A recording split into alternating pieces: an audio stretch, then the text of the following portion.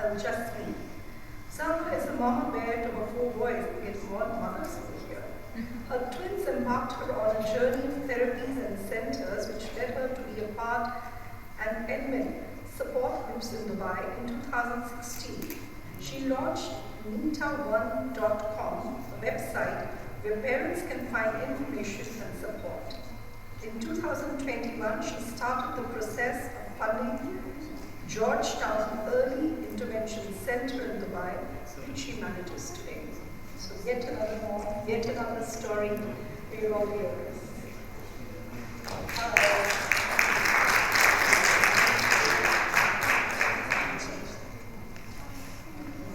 I still want to cry. I did not get through my feelings. Thank you, Liv. Look at me. I started as a mess already. I was hoping to cry maybe at the end, but I'll try to get through it. Whew. Okay.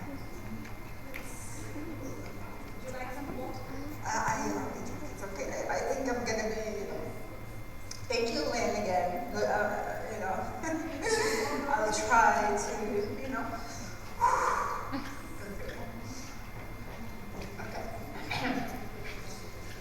I like this quote. If they can't learn the way we teach the way they learn. And I put some examples that I have done for my son. Well, I have twins diagnosed with autism. So I went through, their whole early intervention with both of them. It was tough. I think in the beginning when they used to have meltdowns, I used to have a meltdown with them and just cry because I didn't know what to do. Until, God has his own ways to show you things. I was in a Jalila hospital and I met a lady with triplets on the spectrum. And I'm like, oh my God, I'm so lucky. I only got two, so, but anyway, come in. My son loves Muhammad. I talk more about him because he needs more support. So you'll hear more about Muhammad and Maktoum. He loves elevators, obsessed with elevators. So I call myself elevator mom. I spend a lot of times in elevators with a lot of different reasons. Of course, for example, he struggles with writing. So I just give him reminders of what to write. Like use capital letters, just to help him. He's very literal. Like, the iPad is banned forever. I'm like, no, just 2 hours. So with writing, it's hard for him to use similes and metaphors and things like that. So I give him examples in there, just how to help him write. And of course, I think in their early intervention, I used to talk so much. I'm a talker in general, but I remember I was driving, telling them, there was this YouTube videos, Dream English Kids, What Do You See videos. And I would just drive and going, do you see? I'm sure people saw me driving like, who's this crazy lady like singing, I see a bus, So I feel, they hear everything. A lot of people think, oh, they're not looking at you, they're not hearing, but I believe that whatever, I kind of said kind of made sense. Diagnosis parent journey. I think we all go through it. Denial, anger, anxiety because we think about the future, anger because what I didn't do, it's my fault, and hopefully acceptance. I meet so many parents with kids who are 11 and they're still have not accepted. So when we say Autism Awareness Month and acceptance, I feel like a lot of acceptance should come also from parents because I think a lot of them struggle with that.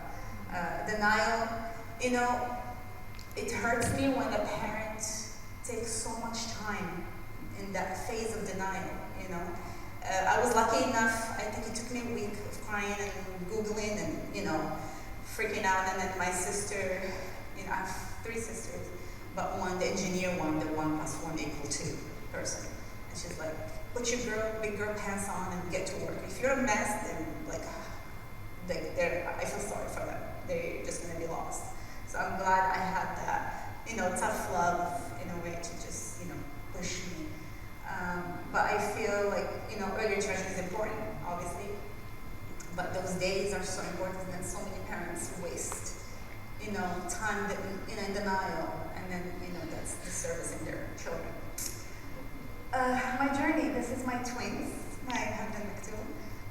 So yeah, I'm Mama Bear. I was first-time mom. I didn't know what to compare them to. And then the in-laws, so-and-so spoke at 5, But that's so-and-so. I couldn't just sit and watch. And I would go, I quit my job, but I didn't have a nanny. I was just me and them. Taking them out, beach, play, walks. But when I go to play areas, I could see, when I see kids their age, my gut start talking to me. And I think, when you ignore your gut feeling, it just gets louder, I think, no matter what. So just listen to it. So for me, I took them to the pediatrician. He literally told me, paranoid, they're just 2 years and a half, twin boys are late, and I pushed for a hearing test, and I pushed for starting speech, and then I put him, in a nursery, which I knew was a disaster. Just the behavior started to come out, I started speech, with the twins, took them to a nursery, and at the time, speech from Muhammad was not right, we struggled. I used to do 5 times a week speech. I was that crazy mom who, have a cancellation, call me 10 minutes, I'll be there, I ended up doing 7 times. I really overworked them. I was doing 4 times a week OT, 3 times a week OT for the other one. So I just did so much, never took breaks, no vacations. I think throughout the early intervention, I just did so much. And looking back now, I regret that. I think I burned them out. I think I took 2 months break, we traveled, and I wanted to do therapy. I went to the US. But they were telling me, no, if, just here for a couple of months, we can't take you. So I was forced to just have fun and take them to Disney and do nothing. And it was the best thing I've done. I kid you not, Muhammad Sashi changed. I don't know, like take a break with your kids. Therapy, early intervention is good, but don't overwork them. They need to, take a break and, recharge. Another thing I really like to say, don't focus so much on diagnosis, The first diagnosis Muhammad Maktoum got, that he's severe and he would be a non-speaker.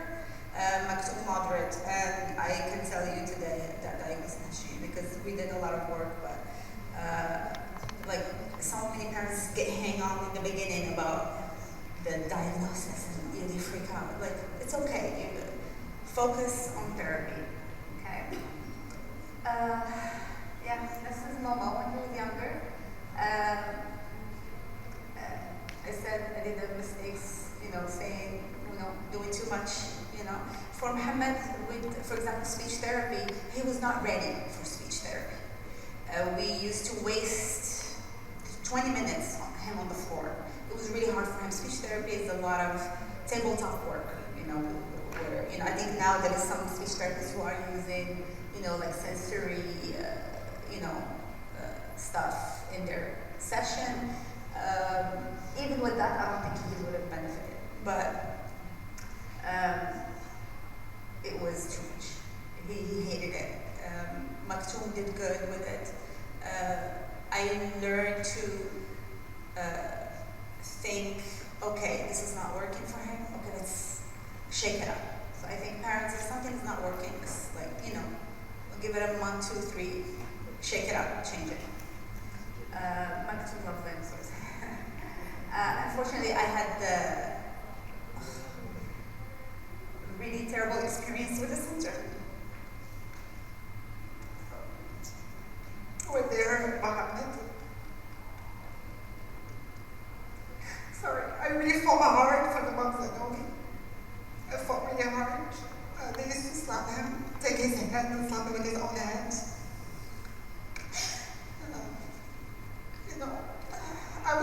again. But he wasn't speaking at the time. I saw a shift in him.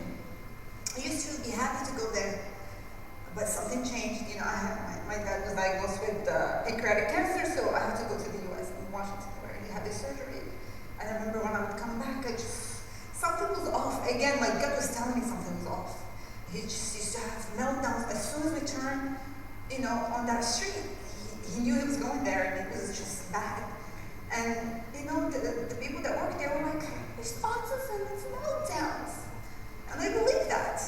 And I shouldn't have, because, you know, taking him to the class and him running out of class and hiding in the admins, it's really hard for me to talk about that. But eventually I found out through a person who worked there. It was so funny. I wasn't really like friends with her or anything, but I heard she quit and going back to Italy. And I got her number, you know, text her, good luck, thank you for, you know, working with the kids. And she's like, sorry, she was having a hard time with the taxi and luggage, and she couldn't go. She had like 6 suitcases, and the taxi couldn't, you know, she needed 2. I told her, you know what, the kids are sleeping, I have a big car, I'll drive you. Drove her goodbye, wished her goodbye. When she landed, she messaged me. You know, I saw this and this. And then everything made sense. And it was like a puzzle in my head. Oh, okay, I get it. He used to see this individual saying, no! That should have been enough, you know? Sometimes, you know, communication is just not talks. It's really about your body language. Trust your child. As I always say, trust your child. You know, unfortunately I didn't, but, you know, throughout this, you know, negative experience, I had a light in my tunnel. So at this place, they used to be against ABA. Don't do ABA is like, you know, training a dog. Literally, they would tell me this. I was lucky enough that I was like, okay, whatever I was doing was not working. I'm gonna shift. I'm gonna change. I'm gonna do my research. I already did my research. I went to the board of ABA, learned what BCBA does. I did my homework. I had questions. I would go every center in Dubai, ask the BCBA, what do you do? How many hours? If they're not sure about their hours, I'm like, red flag. Okay, so I really did my homework, which was funny to me because so many people were surprised I'm asking these questions. I'm like, us parents, we are in such a vulnerable spot with diagnosis that we forget to ask these important questions.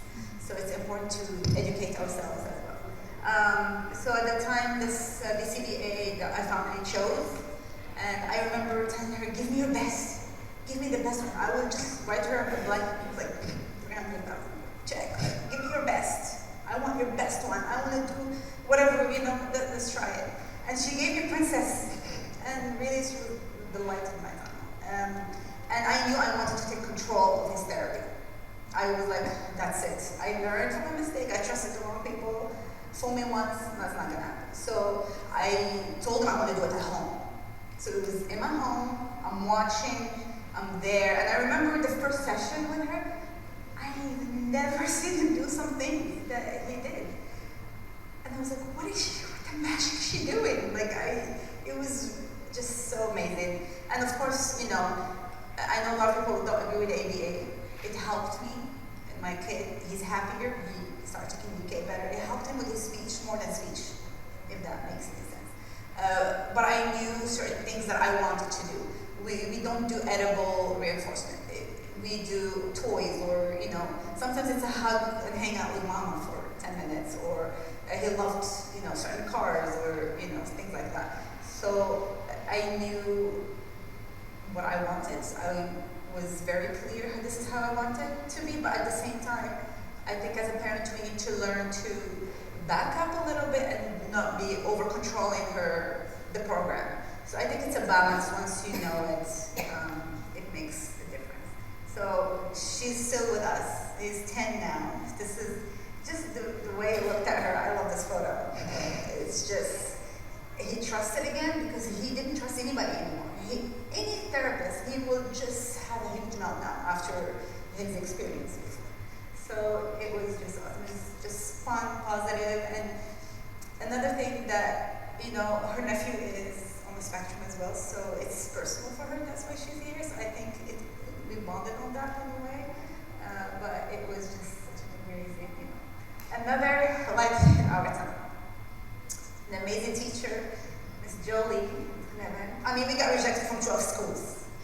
Literally, I pay 12,000 dirham for every assessment, and we get a generic email, and they don't want to tell you why. Why? But I always say when parents get upset about schools, I'm like, I'm so glad they rejected us because I am at the right place.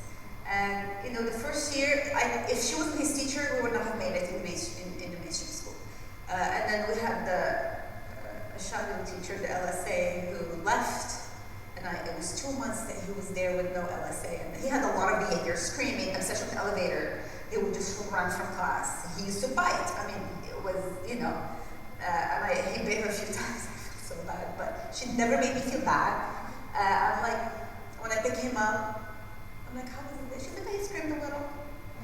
And I know it's high pitch, It's okay, I want to scream. So I always had this built-in anxiety about schools. I think until now, when the beginning of school, I can't sleep, I can't eat like the first week. Unless this year I didn't. She's our teacher again in year 5. So, and she just loves him, and she's just so amazing. I honestly think if she wasn't his teacher, we would not have made it. Year 2, when he moved to her class, year 1, she was waiting for him in the classroom, not in her class, for her kids that come in, and telling the teacher, do this, do that. And it's just so wonderful. And of course, I had DK, one of good OTs in town. He really helped him to teach him how to regulate himself and Tasbih. And I like this because sometimes people go through, Muhammad went through, this terrible experience. Sometimes, I couldn't let fear control that. I was thinking, no, I'm not gonna stop all therapies. I'm gonna try to find somebody freelance and do everything, But then that's projecting my own fears, and I need to focus on his needs. Taking control. I already talked about that. One of the things I really feel, because I meet so many parents, I feel the secret sauce about your children is really parent engagement at some point. I mean, in my house until now, I have visuals everywhere. I took courses, get sensory diets, trying to explain to the PE teacher that he's not screaming, it's, stimming. And you have to, it's a lot of work, it takes a lot of parent time, but it's so important. Parent engagement is, you see the kid, evolving and growing and learning when the parents are engaged more. Find your squad, always find some awesome moms. This is one of the things I wish I had met me or somebody like me in the beginning. I could have, saved so much, There is so many things. I know I don't, need to research about it. I can just ask so-and-so, So the wealth, the amount of knowledge these moms have is so amazing. So find your squad. April started this autism support group in 2016 or 17, I think. And unfortunately, she went back to the US, and so I'm co-admin with her. And it's just, it's so amazing. And I'm part of other groups as well, because it's so important to just, connect with other moms. It's just amazing. Sharing information, yes, this is why, when I started Ta'awun, it means support in Arabic. Because I was repeating myself, especially the new moms, what to do, and I was like, okay, let me just put it on the website and just send them the link. So it's nothing amazing about the website, it's just that. And actually it was Ta'awun before. During COVID, I forgot to buy the domain, and somebody bought it and wanted to sell it for 15,000. So I'm like, no, I just bought Ta'awun. Should we support each other in Arabic for $9.99? After really months of persuasion, I agreed to be part of Georgetown. I would say I hated centers. really hesitant. So many people would tell me, Zahra, do it. And I'm like, no. Until, a couple of moms and Princess actually told me, I think you already helping other moms, and you should just do it. And I was really hesitant. I think I called Anna and I told her, what do you think? She was so supportive. She's like, yes, we need more moms doing this, And I spoke to Rana as well, who's moms who, doing this. So I was nervous, but I knew what I wanted to do. I had a clear vision. It was really a 360 moment for me, I knew exactly what I wanted to do, how I wanted things. Experiences that I went through, like, for example, once Muhammad in the OT room with this lady, she was pregnant, she was an OT, and he was in the rock climb, and they had that rock climb that you just attached, and he wasn't done properly, and his hand went and got stuck for 40 minutes. And we couldn't get his hand out. And I remember I just heard that scream in the waiting room. I knew something was off. And I just went, I don't know, I just took my body on my shin, and I just put my head, to hold him. And we had to wait to unscrew the wall, and the screwdriver was so small, and that was so big. So I knew, in this OT room, I'm like, I want the wall climb to be stuck to the wall, there is no space. Just certain things like this that was like a full circle for me. And of course, I had Princess join and DK, people that worked with my kid that I know and respect. Living with AAC, of course, it's not easy. It's a roller coaster. A lot of kids see my kid now, and they're like, "Wow, this is so good." Like during Ramadan, we just during iftar, he gave the finger to his dad. He's like, so he says, this is the index finger, this is the middle finger. So we, and I finally I told my husband, he just graduated for, ignoring this type, because I'm like, don't react. I have to remind him, don't react. He's like, no, it's okay. I'm like, I get a sticky note, but finally you got it. Because he would always react. He's like, don't do that. Of course, love your kid, be kind to yourself. I still feel guilty, about, not being there, not knowing, I guess, and trusting my gut. One thing that I really want to talk about that I really didn't earlier is when I spoke to the moms that we were in that center, a lot of them knew. I didn't say anything. And I hated that. I couldn't believe it. I remember one of our friends who was in our class, she disappeared. I thought, she went back to her country. A lot of people kind of move. And when I'm like, hey guys, have anybody? I heard this teacher told me this. And they're like, yeah, I saw so kid happening to him. Oh yeah, it happened to my kid. And I'm like, and did it occur to you to say anything? I am proud of them though, because some of them did I told them, we have to go as a group, do this. We are their voices, we cannot, but, personality is different. But I was just like, wow, we're mothers, we need to, anyway, it just, but I'm glad some of them kind of changed their idea, so that's why talking to moms is so important. You get the 411, sometimes to ask, always, as Rana said, recharge your battery, it's so important, because I didn't do that for a long time. I literally once woke up and was like, whoa, 4 years almost gone. I haven't seen friends, I lost friends. I didn't do anything, was unhealthy, gained weight. I was like, what the hell? Literally, you were diving in and just wall up. It's, that's not okay. You have to take care of yourself. This is something that I always tell the new moms,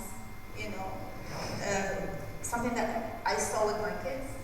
It's really a roller coaster. They do so well, they progress in their early education, but you have periods where they regress. And I always say, now, when he has these moments, when he regresses, I'm like, it's okay, because it is this magic thing when 3 steps back, 5 forward. I always see, eating gets better after each meal now, after each, we learn something, so always, it's hard when you're in it, and you're like, I've done so much, and I paid so much, and I did all this, and then we're going back. So I like to, after, in the storm, always when sun comes. Yeah. I want to say, I don't want to talk about the positives, especially Muhammad, he loves Google Maps. I mean, he loves it. He will stay for hours Googling, loves to swim. I can't believe, he couldn't jump when he was 4. He will literally just do like a ballerina feat. He had anxiety, he would not jump. And 2 summers ago, we traveled and I put him in a surf camp and he stood on a board and he was tiny, but he did it. So for me, I was like, oh my God. And he's like, I'm a surfer.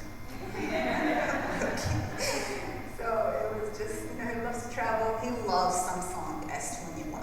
If you tell him iPhone is better, he will literally cry, like, please don't. So it's just, there's so many positives. I love the honesty. I love, we were teaching him how to lie the other day, like small lies. And he's like, I like it. I'm lying, so it's lying right after. It's just so cute. It's just so cute. And I'm like, and then his brother the other day, he did something. He's like, Muhammad said I didn't do it, but he said I'm lying, so he did it. So it's funny. How can I get the voice on this? Does it have?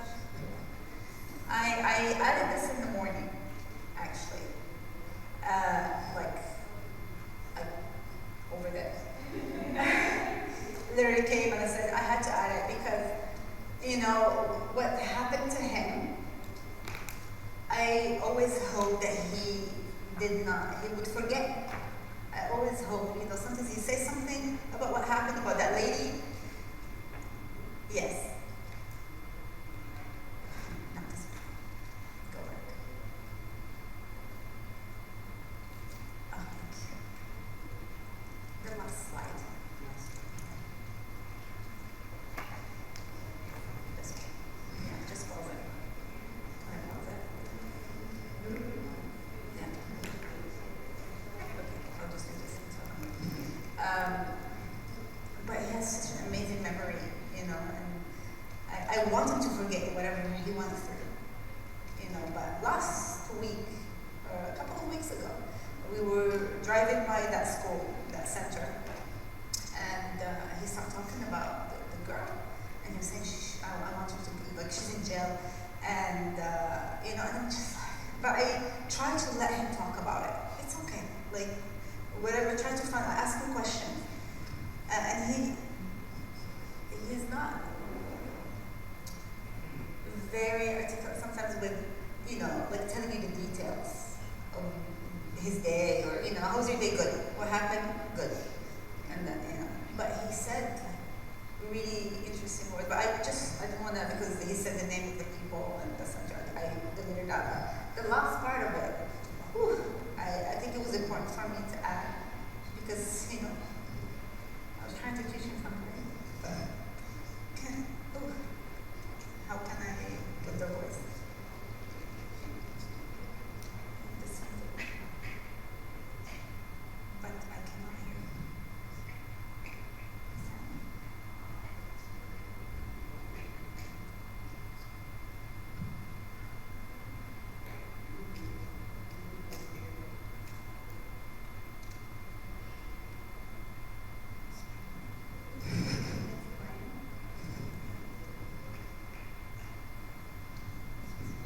But I don't think it is. How can we hear it?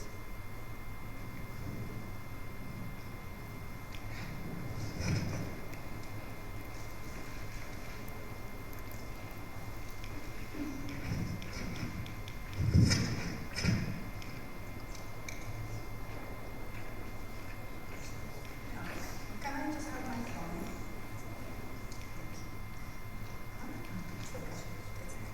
Yeah.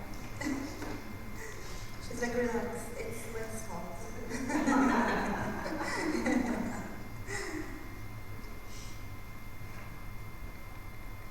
I'm just gonna put it on my mic.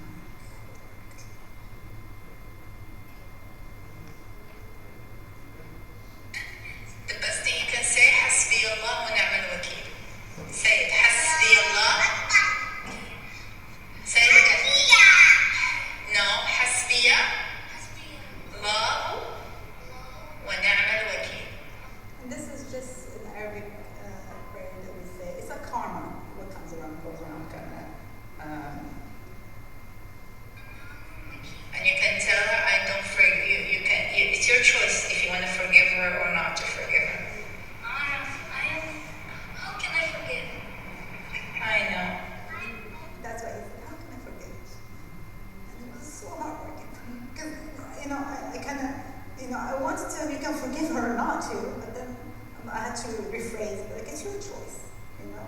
It's important to have to, like, and it just broke my heart. How can I forgive? I don't know.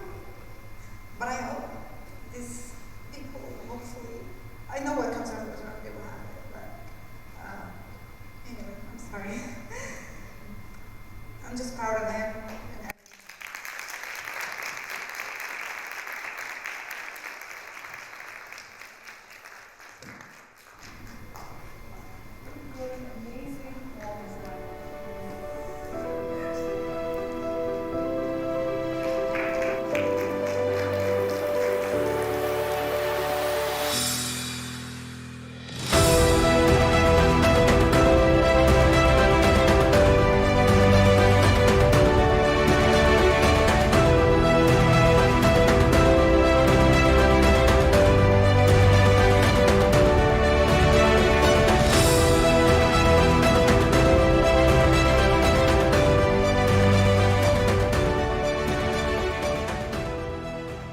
Hello, everyone. It's really nice to be here, and we're going to have Dr. Temple with us live right now. Dr. Temple does not need an introduction. Can you tell I'm one of the biggest fans here? But Dr. Richard will introduce her. No, it's my great pleasure and privilege to introduce Dr. Temple Grandin. Dr. Grandin is an American academician, animal behaviorist, and internationally renowned spokesperson for autism spectrum disorder. Dr. Grandin is one of the first autistic people to demonstrate the insights that she has gained from her personal experience of autism. She is currently a faculty member with animal sciences in the College of Agricultural Sciences at Colorado State University.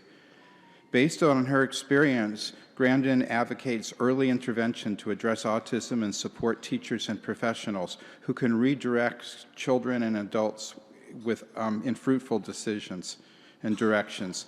She has been an outspoken proponent of animal rights and the neurodiversity movements. In 2010, Temple Grandin was listed as one of the 10 most influential people in the world by Time 100, which named her in the Heroes category. In 2011, she received a double helix medal and has received many honorary degrees from many universities, including McGill, Swedish University of Agricultural Sciences, Carnegie Mellon, etc. Grandin has been featured on many media programs. She was the subject of an Emmy and Golden Globe-winning biographical film, Temple Grandin. In 2018, Grandin was featured in the documentary This Business of Autism, which explored autism employment and the success of autism employers. She has been written up in Time, People magazine, Discover, Forbes, and the New York Times. She is best known for designing the Hug Machine, which is a deep-pressure gadget planned to calm extremely sensitive people, which are ordinary people with autism. And I know her personally, working with her as a colleague to sequence her entire genome, to read the chromosomes from end to end and make sense of that as to how they caused her condition and how they continue to influence her life. And I'll never forget working with her to do that. And if you're interested in what we found out, come to my lecture tomorrow at 11 something. So introduce Dr. Grandin. Well, it's good to be here. And also a lot of emphasis on skills like getting dressed, combing your hair, brushing your teeth, eating with utensils. Well, one little tip with these kids, you have to give them time to respond. They're like a phone that's only got one bar of service. And slow down when you talk to them. And when the grown-ups talked fast, it went to gibberish. Can you put the next slide up, please?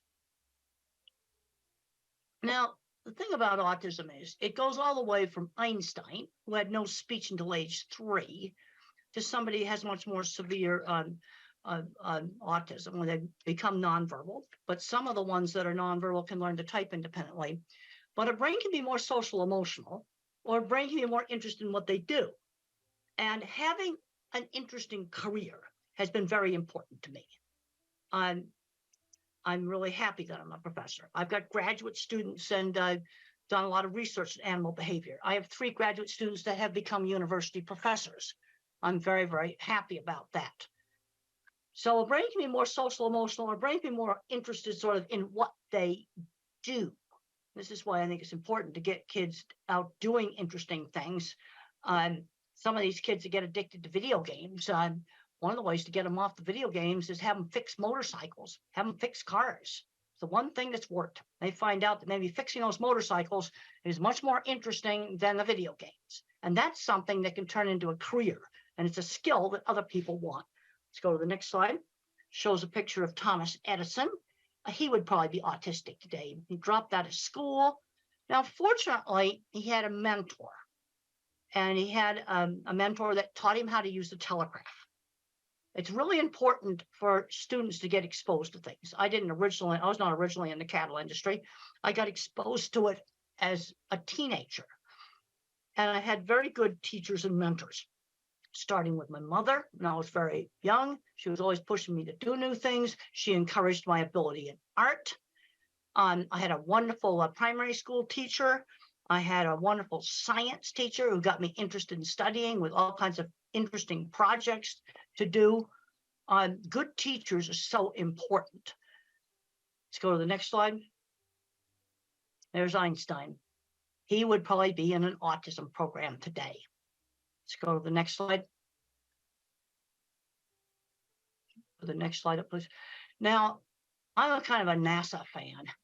And I got 5 years ago, I got a chance to go visit visit this launch pad. This was like so much fun. And what I learned when I went there is the astronauts, they had we call it the right stuff, but they were people that had Tourette's syndrome, that were dyslexia. They were building the launch pad. They were designing control rooms. There were people there at NASA, really smart people, that were, some of them probably were on the autism spectrum. I've been to many, many NASA sites. And if you look at the old videos of going to the moon, look at the people in that control room. I think there was quite a few autistic people there. And they were really happy that they got to be involved in that project. Let's go to the next slide.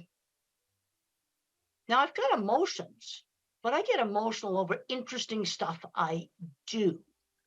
And Voyager spacecraft now is 45 years old. The scientists are in their 80s now. They are still tracking it. They've managed to keep it going. For a long time, they had to work out of a storefront next to a McDonald's, but they kept it operating with no funds. And I can get really into that because it's so cool what they're doing. They're still learning from this spacecraft that's 45 years old. Let's go to the next slide. Got past Saturn. We can go to the next slide. And then you've got the techies down there that keep that antenna going. Yeah, they probably have to do it at 3 o'clock in the morning. I got a chance to sit at the original mission control desk. That was really, really cool. Go to the next slide. Now, let's not get hung up on the labels. Autism is this big spectrum. And the problem with autism is they keep changing the diagnosis. Originally, maybe 30 years ago or so, you had to have speech delay to be labeled autistic. And then they added Asperger's syndrome, where you could be socially awkward with no speech delay. And then in 2013, they merged everything together. And you've got a spectrum that's going from Einstein to somebody that may have much more severe problems. But I can't emphasize enough on working with the little kids, because when I was 3, I looked very, very severe. And we can go to the next slide. I have grandparents that come up to me all the time, and they find out they're autistic when the kids get diagnosed. That just happens all the time. And sometimes adults later in life getting diagnosed helps them with their relationships. But I'm concerned that too many fully verbal, smart kids on the spectrum get so hung up on the label, the parents get hung up on the label, that the kid's not learning basic skills like shopping, learning how to save money, doing laundry, just very, very basic things. Another big problem I'm seeing is not making the transition into the world of work.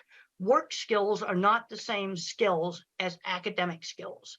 We need to start children when they're 11 years old, maybe volunteering at a fruit stand or something like that, where they learn how to work for somebody outside the family on a schedule. Let's go to the next slide. And that's me having a real fun time at the vehicle assembly building. We'll show another slide. All the cool stuff I got to go do there, like go up on the roof and I wasn't supposed to. That was really cool. All right, let's just get back to the getting important stuff in autism. Let's talk about some basic issues here. Sudden surprises scare. Okay, let's say a child's going to go to a new school. We'll try to visit it maybe before they go there, or look at the website. The other thing that's difficult for a lot of individuals with autism is multitasking, when you rapidly have to multitask. But we've got to get these kids out doing stuff. We've just got to do that. And I was brought up in the 50s, and we used a method, I call it teachable moments. So let's say I took my drink right here and I stirred it with my finger. That's bad table manners. Now, my mother, instead of saying no, she would say, use the spoon. People think it's disgusting when you put your finger in the cup. She would give the instruction instead of saying no. That was my generation, a method of teaching social skills. And social skills were taught in a much more structured manner than they are today. We need to limit the screen time, the phones and the computers, to about an hour a day. And we need to get kids out doing things.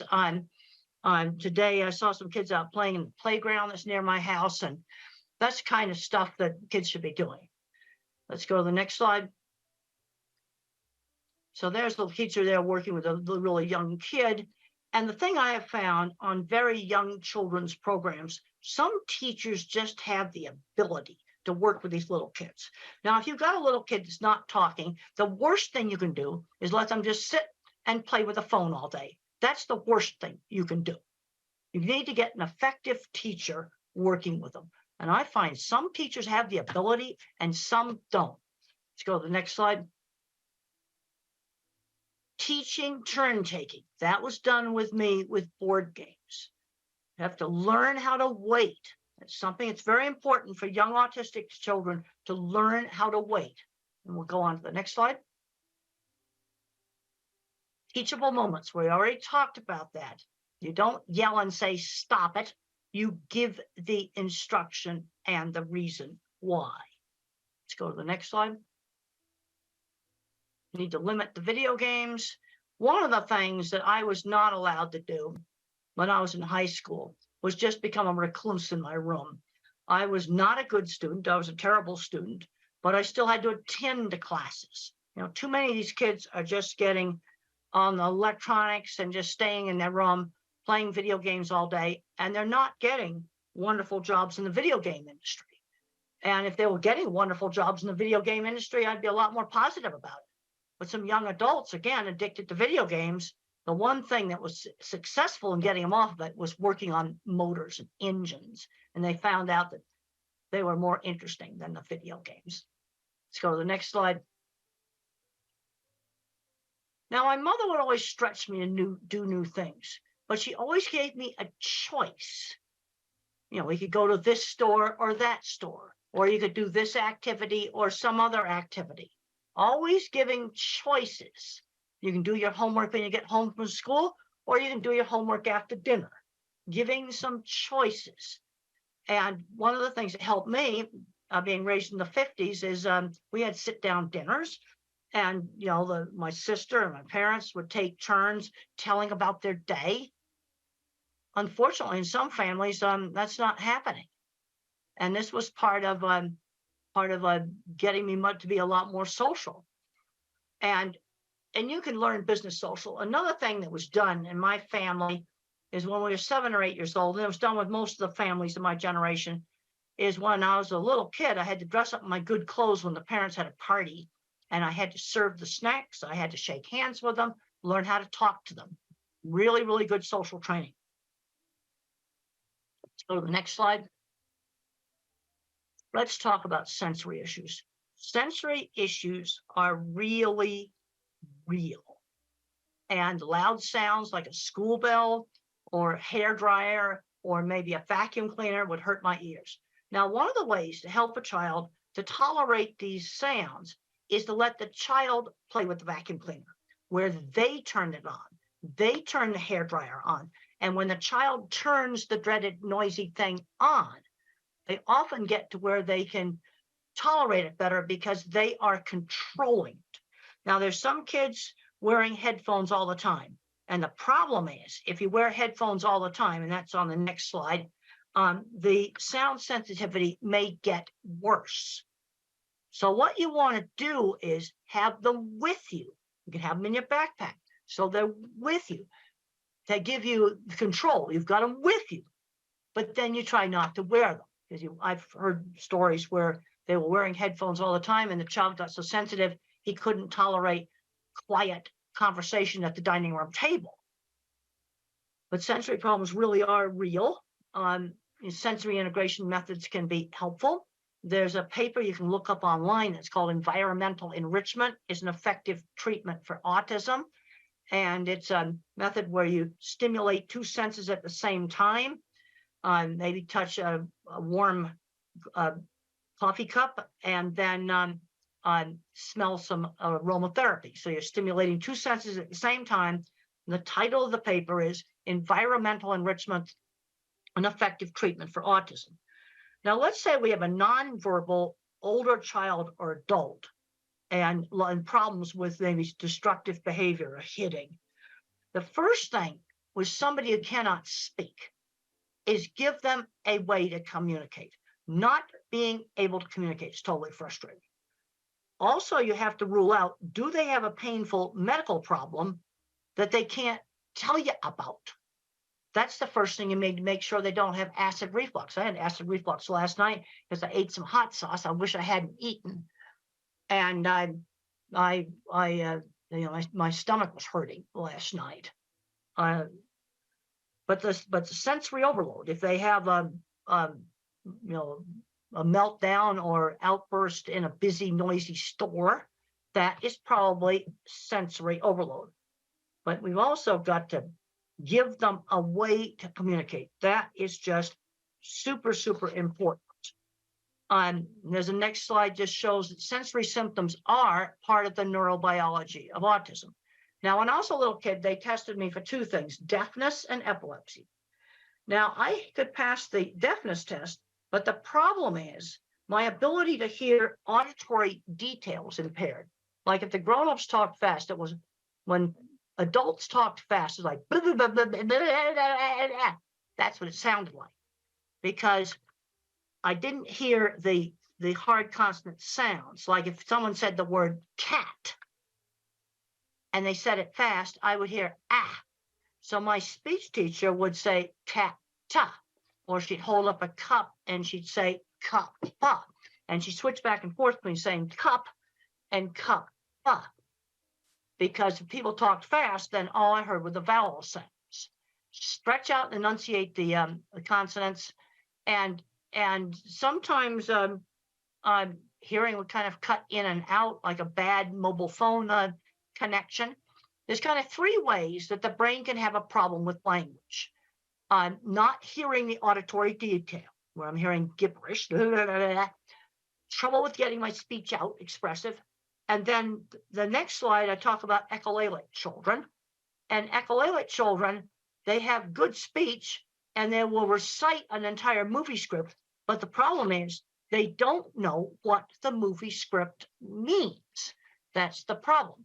So in Life Animated, what these parents did is this child had memorized Disney movie, and they picked out phrases in the movie that could be used in real life. And then their son started to figure out that words had meaning.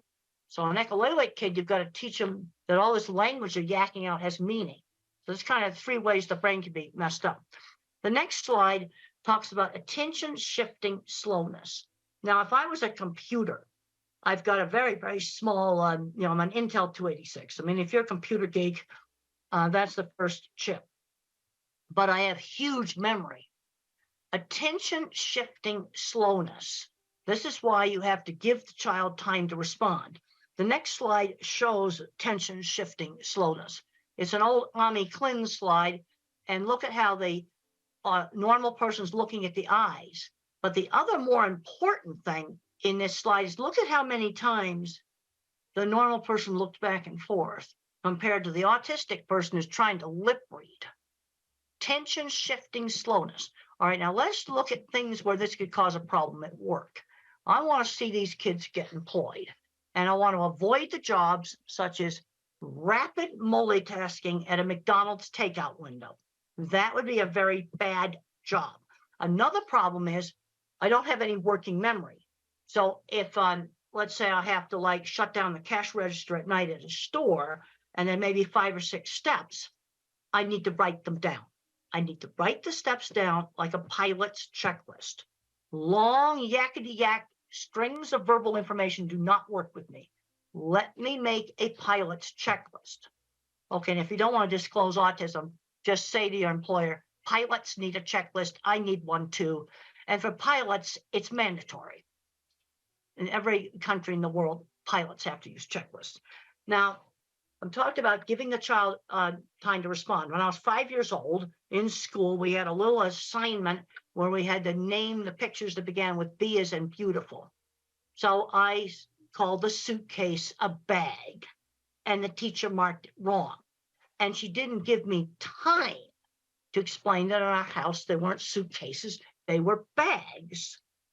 And that was very, very frustrating for me. In the next slide, we're going to be talking about some visual problems. I don't have visual processing problems, but some individuals do. And vision might break up similar to a migraine headache. Or this next slide shows an image that's breaking up. Seeing probably wouldn't be a primary sense if that's the way things look like. And this may explain why a number of people that do not speak touch and smell things, because those senses provide accurate information. And we'll go on to the next slide that shows an escalator. Now, in your brain, you have the eyes that work like a camera, but then in the back of the brain, there's circuits that assemble the graphics file of shape, color, motion, and texture. And if there's something wrong with those circuits, print may jiggle on the page when you try to read. These kids are often terrified of escalators because they can't tell how to get on and off of it. So you have a child that hates an escalator. The chances are he has a visual processing problem. And the eye exam may be more or less normal. And if you have a child that can't read, the next slide shows print jiggling on the paper. Try different pale colored papers. Now, this is my children's project book right here. Well, you see the light blue paper color right there. Try printing on the homework and the reading materials on maybe light tan paper, light gray paper, all these different colored papers. That sometimes really works for some types of dyslexia. Just try different colored paper, try different colored backgrounds on your computer, on your laptop, or on the iPad. The next slide, I talk about lighting issues. And one of the big ones now is LED lights that flicker. And one of the ways that you can determine if LED lights are bad is take pictures of them in slow motion. So you want to wave like this, because when you play it back, you want to make sure it's playing back in slow motion. And you're going to find some flat screen TVs that flicker. Now, tablets do not flicker. Most laptops do not flicker. But there's going to be some flat screen TV computer monitors that are bad. And this does not affect all people with autism. But I'm going to say about 10 or 20% may have a problem with seeing flicker of LED lights or on TVs and computer monitors. So what do you do if you have that problem? You go buy a lamp and you find an LED light that does not flicker and you put it next to the desk. And you can buy cheap ones that don't flicker. But this is something that's a real problem. And when I get asked about designing a school or a home for people with autism, I want to make sure we have LED lights that do not flicker. I just learned from a technical specialist that if a TV flickers, it has to do with the internet connection. But this kind of stuff needs to be fixed, and you can just test it with slow motion video. The next slide just talks about some more severe sensory issues. In noisy environments, I am not able to hear because of all the background noise. Cannot hear. And I also cannot follow very rapid chit-chat conversations where people get very social, chit-chatting back and forth very rapidly. I get bored with that. And there's questions coming up about masking. Some of that stuff's just too hard for me to do, but you can always do some business social, shake hands with people. There are some individuals that need breaks, but sensory problems are real. Let's go on to the next slide. The next slide talks about this environmental enrichment program, where you use inexpensive, cheap things to stimulate two senses at the same time. You're always changing the things that you stimulate, and it's an adjunct or an add-on to other types of therapy. Now, the next slide shows some really wonderful books for that have been written by non-speaking autistics. Now, I really like How Can I Talk My Lips Don't Move by Tito. I had a chance to meet Tito, and he came into a library, and he was flapping and everything. And I wanted to see, I tested him with a really, really strange picture that he had never seen before, and it had an astronaut in a spacesuit riding a horse out in the desert. And I showed that to Tito, and he types really fast, Apollo 11 on a horse. Another good book's Carly Fleischman's, Arthur Fleischman's Carly's Voice. Then you got The Reason I Jump, the sequel to The Reason I Jump. I like the sequel. It's a better book. But I'll give you a little tip about the typing. Remember the problem with attention shift. Okay, like on this desktop, my keyboard's way down here. But when I type, that print appears way up here on the screen here, and the keyboard's down below where the video is. Now, many people with autism cannot make that attention shift. And that's the reason why you want to use a tablet, because the virtual keyboard, with using that virtual keyboard, the writing appears right next to the top of the keyboard. Or you're going to have to, on a laptop, put the keyboard on a box, and you need to make sure it's a monitor that does not flicker. This is really, really important. Next slide just shows some brain scans. And the point I want to get across right there, different parts of the brain get turned on when you do different things, like seeing things, hearing words, thinking about things. And where there's a problem in autism is in kind of the inter-office communications. And what you tend to get is uneven skills. Like I'm really good at art and mechanical stuff. Somebody else might be really good at mathematical stuff. And we'll just show some more pretty brain scans. Next slide shows, oh, that's my skull. Let's show the next slide. That's the microbiome. You see the little tiny hairs there. Those are axon tails, and they form great big inter-office communication cables between different parts of the brain. And then I can show you a slide without my ugly skull. And that the connectome is much prettier when it's by itself. The next slide shows the circuit in the brain for speak what you see.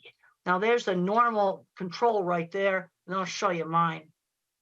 The next slide, that's my speak what you see. And I have all these extra branches for visual thinking, but I have less fibers for speech. So that might explain why I had trouble getting my speech out.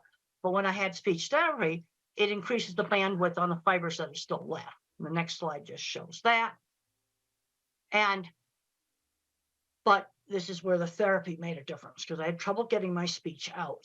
Let's go to the next slide. Now, for speak what I hear, I am definitely not an auditory person. I am definitely a visual person. And we'll go on to the next slide. And I want to talk about the importance of developing strengths. That's an artwork I did when I was about 6 or 7 years old. Mother always encouraged my ability in art. It's a picture of a wooden dock or deck that was by the beach. And she always encouraged my my art. And the next slide just shows a picture a young child did in 3-dimensional. Most little kids don't do that.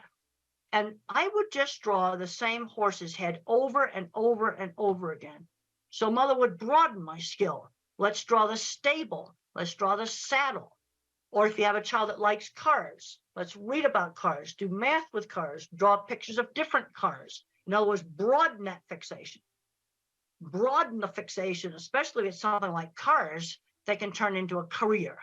The next slide just talks about the art ability being encouraged.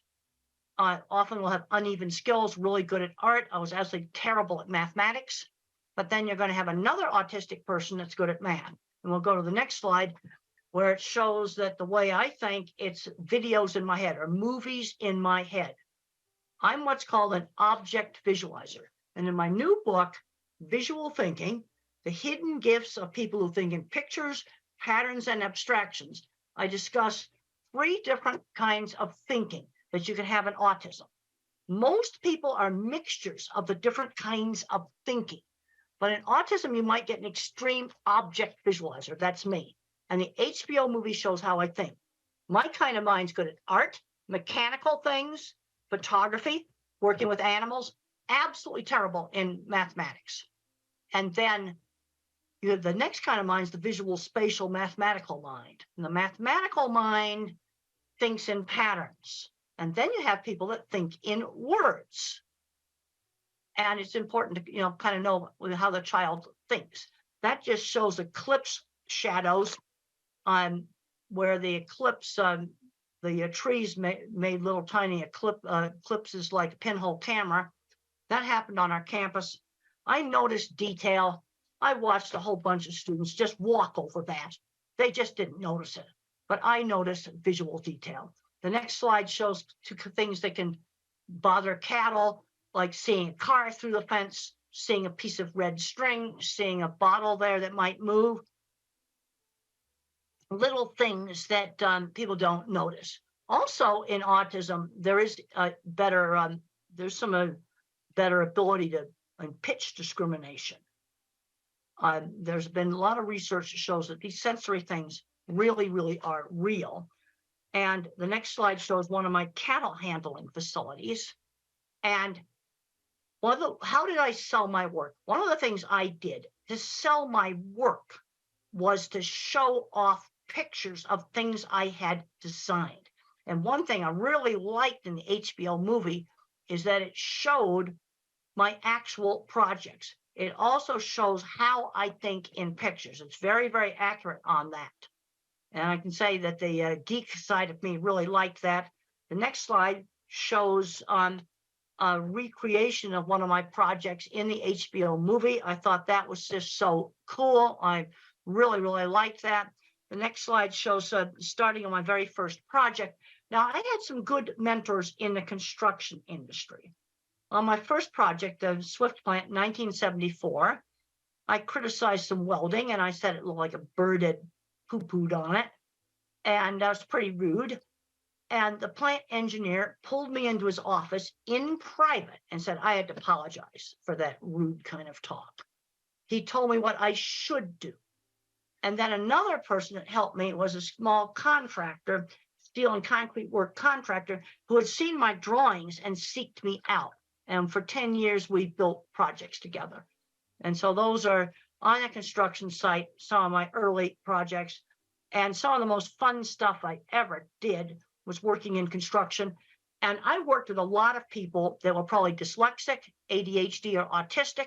Some of these people owned big companies where they made mechanical equipment. They had lots of patents. I really put the emphasis on the career. This is what's made life happy for me, is having a fulfilling career. The next slides just show some of my drawings. And when I showed people my drawings, they were impressed. That's how I sold jobs. Okay, let's work on what are we going to do about job interviews? Well, a job interview for me was lay the drawings on the table and show off the drawings. That's what I did.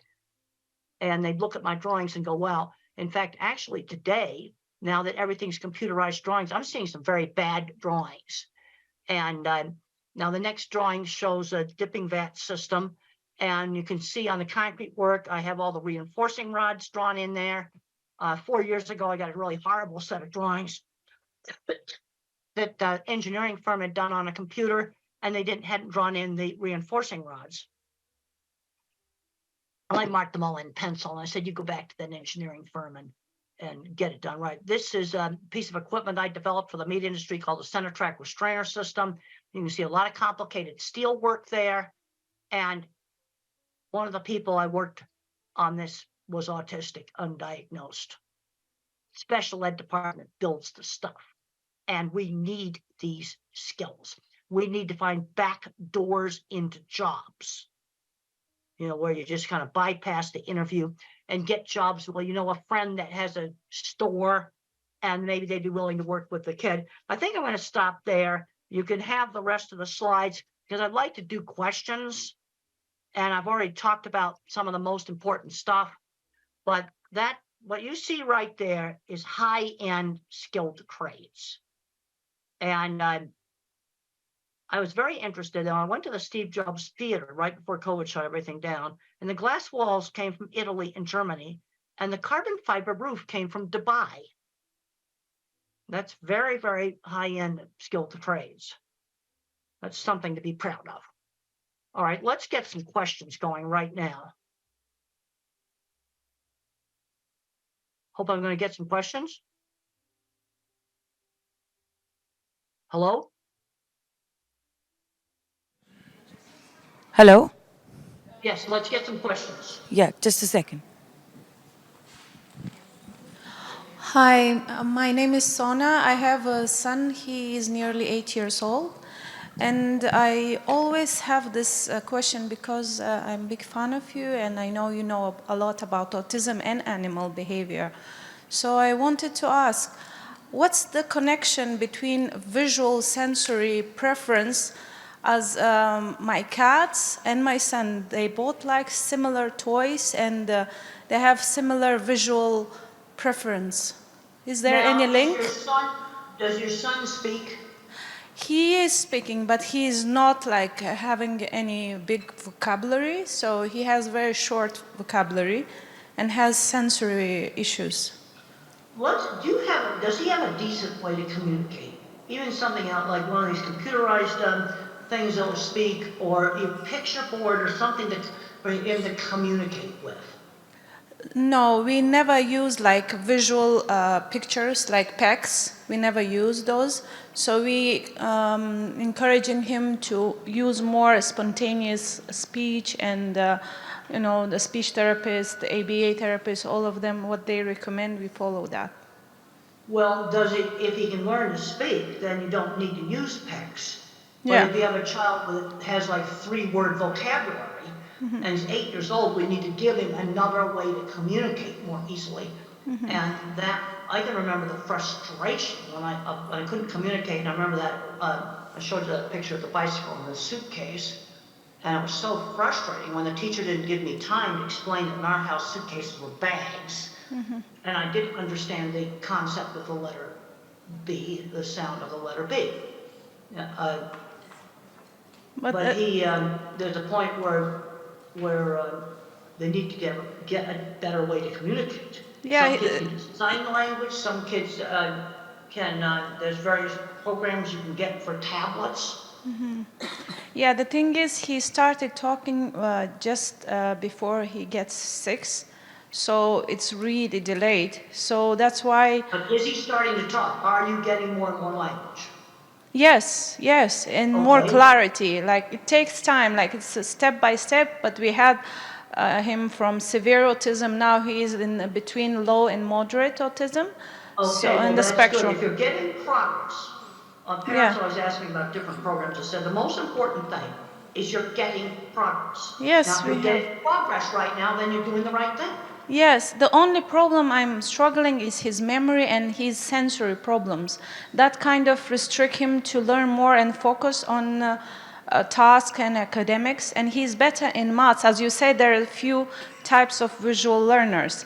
He is more into maths and numbers rather than alphabets and reading. You see, because I said there's a visual kind of autism. That's me. Yeah. But there's also a mathematical. There are kids that are very mathematical. He is visual in maths, but he's not very visual in, he's not into reading that much, but he's better in maths, like counting and numbers. He's really good with numbers. Good. Then you maybe you can move him ahead in numbers.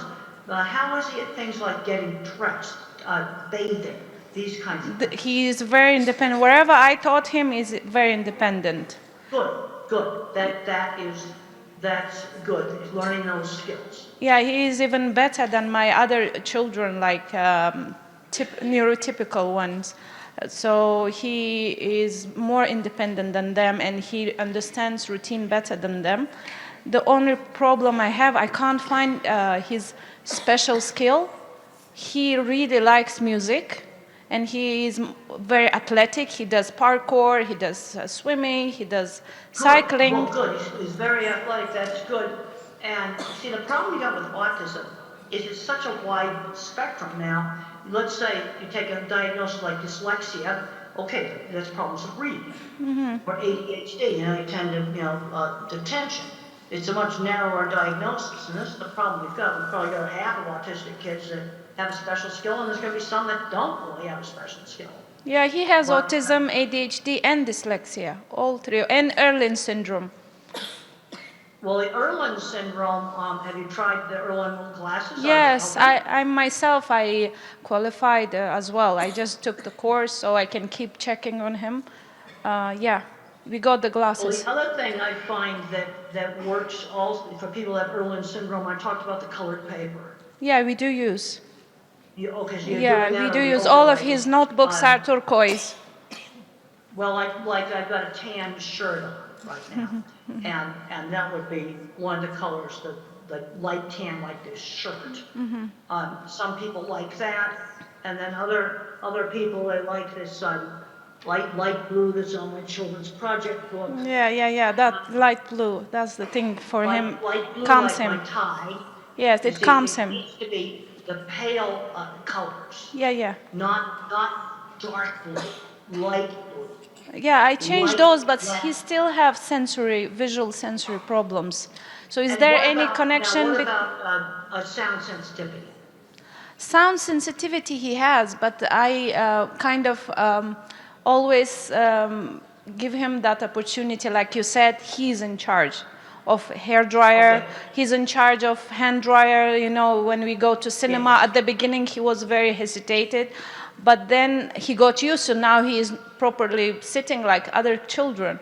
So I kind of make him to be prone to that, and he's used to it. Well, that's good that you see it, and making him see when the child turns the hair dryer on and off, or the vacuum on and off, where they control it. Yes. That should desensitize some of that. Yeah, but still I'm struggling with his memory and his visual sensory. Like my cat and him, they prefer the same toy. You know what I mean? Like he will kind of keep doing with that, playing with that toy, even though he has 1,000 other toys. But And his how preference. is he taking turns at a game? He was not good. He was having meltdowns. He would get angry. But I kind of desensitized him with that as well, like on the cues of airport, like slowly by rewarding him using ABA techniques. And you don't have a surprise at the airport. Like you watch videos and I found that one of the things that I got afraid of them, but made them interesting. Yeah, exactly. That sports. What one parent did about the hand dryers in the bathrooms, they went to the websites of all the manufacturers of the hand dryers, and then they got interested in how they worked, and they collected all the websites of hand dryer manufacturers. No, seriously, this actually helped. Yeah, it's the same with him. Wherever we start with, like even food, diet, we started with him. At the beginning, he didn't like. Now he loves healthy, clean food. He wouldn't eat rice. Before, he was addicted to all these carbs, rice. Oh, yeah, it's bad. Now he wouldn't eat. I get worried that some of these kids with these restricted diets are going to get the old vitamin deficiency diseases. There was a horrible case where a kid got scurvy, which is vitamin C deficiency, because the diet was so restricted. Maybe we need to get somebody else to ask a question. I want to give somebody else a turn. Yeah, sure. Thank you. Hi, good morning and nice to meet you. You made a point about people who don't speak much, they're more on touching and smelling things. And I just wanted to know how can that be helped and how can they be helped to speak better? Well, if you read, I really recommend that you read Tito's book, How Can I Talk If My Lips Don't Move? It is available in an electronic book. I checked Amazon recently, it is available. And he talks about vision being scrambled. Also, the Japanese boy in the sequel, which I think is a better book, he talks about being like a broken robot and having problems with controlling his movements. And if you have an older child or an adult that's either non-speaking or very poor speaking, I really recommend these books because it gives the inside view of their issues. And I don't have scrambled vision. I see just fine. You see, this is where autism has all these variations. But some of them get scrambled vision, and then smell and touch actually work. Those senses are giving accurate information, so then they tend to use them since they work. So the wish. Recommend, really recommend those books. I've got a PDF here. I'll just hold up that slide again of those books right there. If you have an older kid or an adult that doesn't speak, those books are going to give you so much insight. They type independently. Nobody's holding their wrist or their arm. They type completely independently, and they describe sensory scrambling. Now, I don't have this. I have sound sensitive. And then there's some, I had a student that had a problem with print jingling on the page. But see, this is where the sensory stuff is so variable. This is sensory problems a lot worse than mine was. Good morning. My question is how to teach taking turns. There is a child, 8-year-old. He struggles with taking turns. He can't wait. And while playing... That was the reason why when I was 3, we spent a big part of my therapy was learning how to wait and take turns in games. How do I teach? How do I do it? Like sometimes there's a video activity happening, and there are 3 kids. One after another, they can watch their favorite video clip for maybe 5 minutes. But he can't wait for others. Well, let's do something where it's shorter than 5 minutes, like a board game. We played a lot of Parcheesi, which is a very simple board game where you shake little cups with dice in it, and you move little wooden pieces around on the board. And I remember grabbing that cup, and the mother said, "You've got to wait for your sister to take her turn." And something where it's not 5 minutes. Let's do some turn-taking thing where it's, 1 minute. Like you take a turn in Parcheesi takes 10 seconds. Okay, so I start with 10 seconds. The first activity should be very short. Well, but the thing is, my speech teacher that I had years ago, this would be like in 1950. Okay. She just knew that teaching the kids how to wait and take turns was super important. My therapy had a lot of emphasis on that. All right. How to wait in line. Okay, you're at the supermarket and you've got to wait in line. You can't cut to the front of the line. That's also turn taking.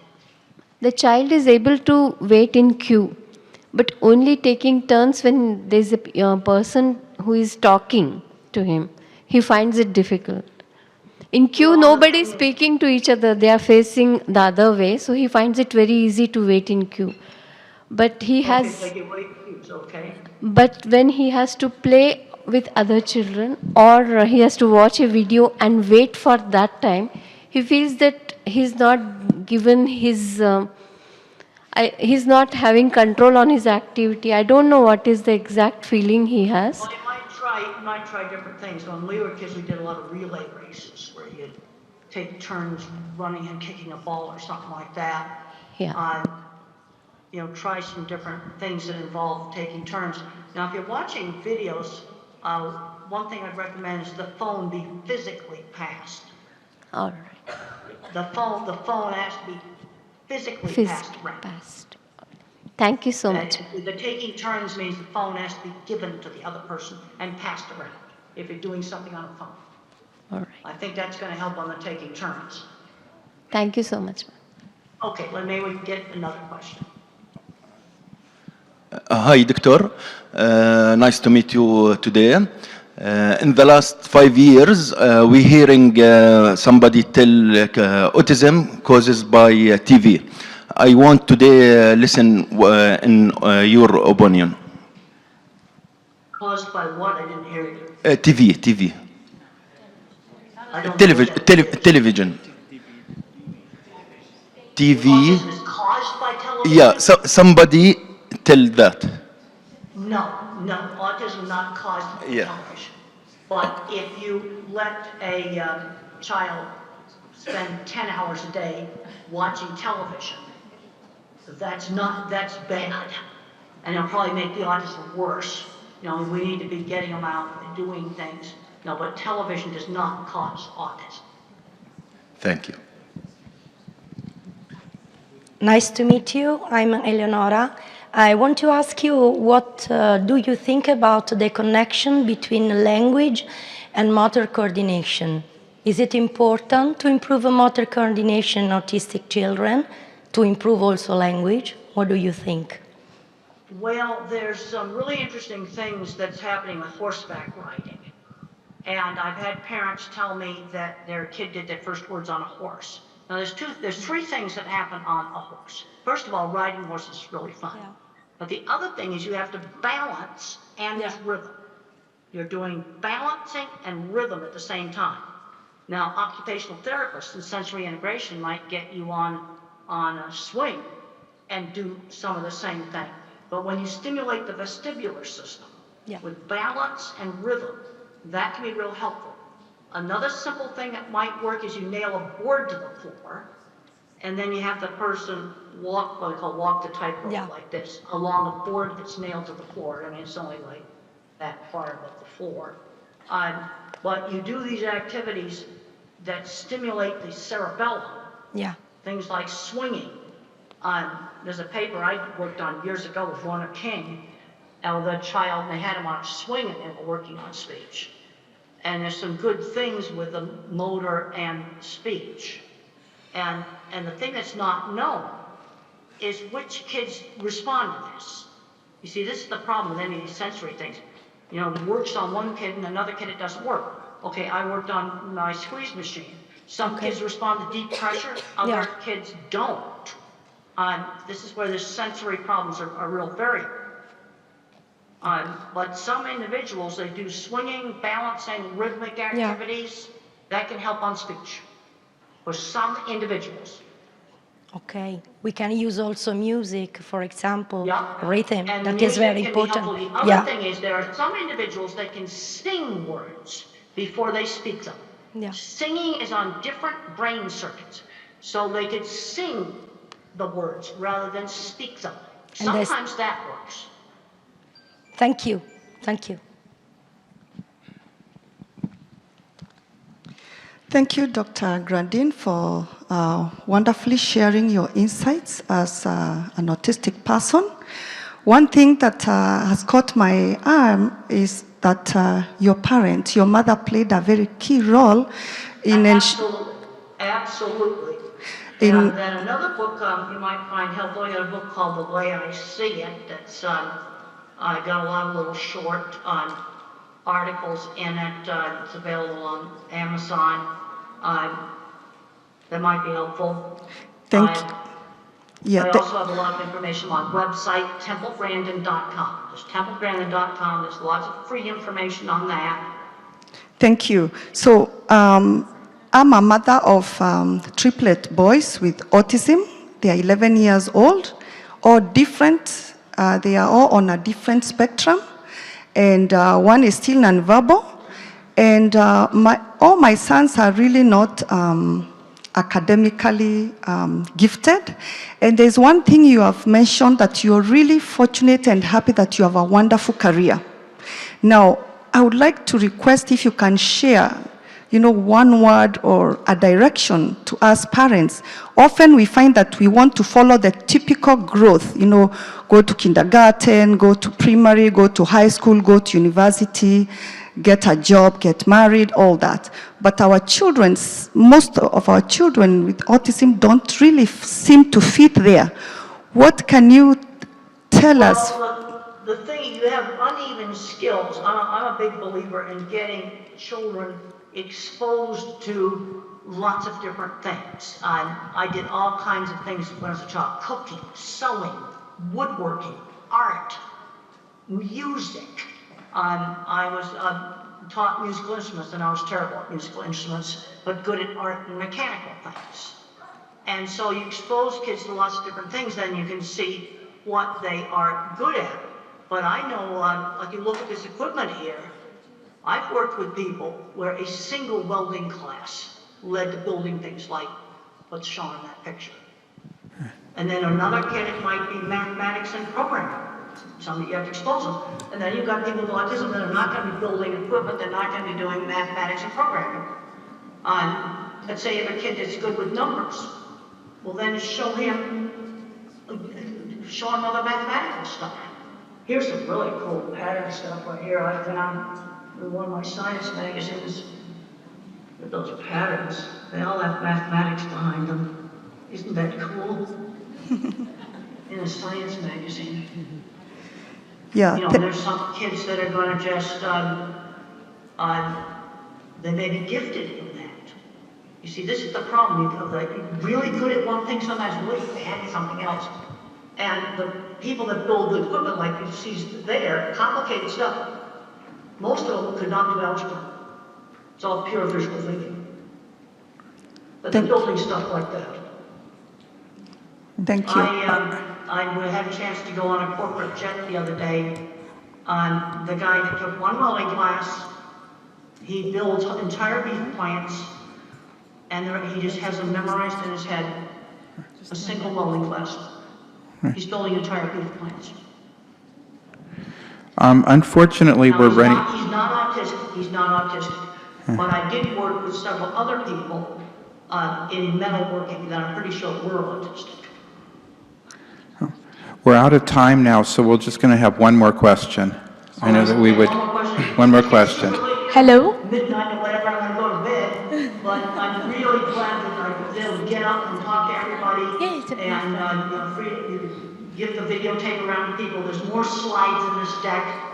You can go ahead and give people the whole slide deck. It just wasn't time for tonight to show all the slides. Hello, Dr. Grandin. Thank you so much for the presentation. My question is, right now I'm working as a general practitioner, but when I was a teenager, I had a distant cousin who, at that time, he was 7 years old. He has symptoms of aggressive behavior and at times, but most of the times he's a very quiet kid. He won't interact much and everything, but the aggressive behavior is the key point, like it's almost disruptive. And later on we diagnosed he has autism. But how old was he when he was doing the destructive behavior? At 7 years old. And because of that, his whole family also have a history of mental illness, like other mental illness. It's stigmatizing, it's so traumatizing for all of them, especially the boy. So how to deal with autism children with aggressive behavior? I had aggressive behavior when I was 7. There was a penalty for it. There was no television for one night. For aggressive behavior. The other thing you have to look at, what is bringing it on? Is there a problem with frustration with communication or with sensory overload? Communication. We've got to make sure he doesn't have if the child is non-speaking, then you always have to make sure you do not have a hidden painful medical issue, like maybe an ear infection, urinary tract infection, acid reflux in their stomach, a toothache, something that's hurting that they cannot tell you about. I think he had meningitis. He had meningitis. I also problems with things like getting aggressive when I was a child was worse when I got tired. I had a pretty good sense of when she needed to just say, I need to go to my room and just calm down. But when I was 7, I was fully verbal and there were consequences for aggressive behavior. No TV for one night. And then I threw a big tantrum. Mother would put me in my room and let me calm down for half an hour. And then she'd say, well, you know the rule. You join the family now. But there'll be no television tonight. You know, and I understood consequences, but I think there's some individuals where they may not make the connection between the tantrum they had at school and no television that night. See, this is the problem you've got with autism. You've got such a big range. Okay, I think that that was. And then you've got the autistic. You see, the people that I worked with that had the metal working shop and all the patents, designing equipment, they would have been more than Asperger type. There would have been no speech delay. You see, this is where that Asperger type with no speech delay now has been merged in with the autism with speech delay. I had speech delay, so I was definitely not the Asperger type. And the people that worked with professionally in metalworking would have been the Asperger type. But they had social issues. I'll never forget one of the jobs, I had to drag the guy out of the shop because before he got picked the plant engineer. We're out of time now. Thank you very much. Thank you for joining us. Thank you.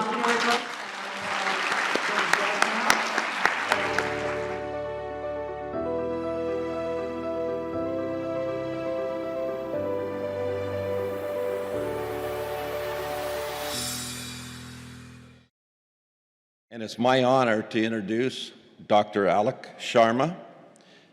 Dr. Alok Sharma is the professor and head of the Department of Neurosurgery at LTM Medical College and Hospital in Mumbai, India. He is also the director of Neurodivergent Brain and Spine Institute and KLS Institute of Anti-Aging, both in Navi, Mumbai. He is the president of the Stem Cell Society in India and vice president of the International Association of Neurorestoratology. He has published 172 scientific papers, authored 24 books, contributed chapters in 19 textbooks, and made over 200 scientific presentations. He is a world-renowned pioneer in the field of cellular therapy for neurological disorders, having treated more than 12,000 patients from 75 different countries. His landmark accomplishments include the publication of the world's first scientific paper on the role of cellular therapy in autism. He has revolutionized the management of neurodevelopmental disorders with his innovative combination of cellular and integrative therapies. For this, he has received several international and national awards, such as the Rose of Paracelsus Award from the EMA Oxford 2016, the European Award for Best Practices, Brussels 2018, the Bharat Gaurav Award, London 2019, the Newton Universal Legendary Award, Boston 2022, the Sino-Phil Asia International Peace Award, Manila 2023, etc. Let's welcome Dr. Alok Sharma.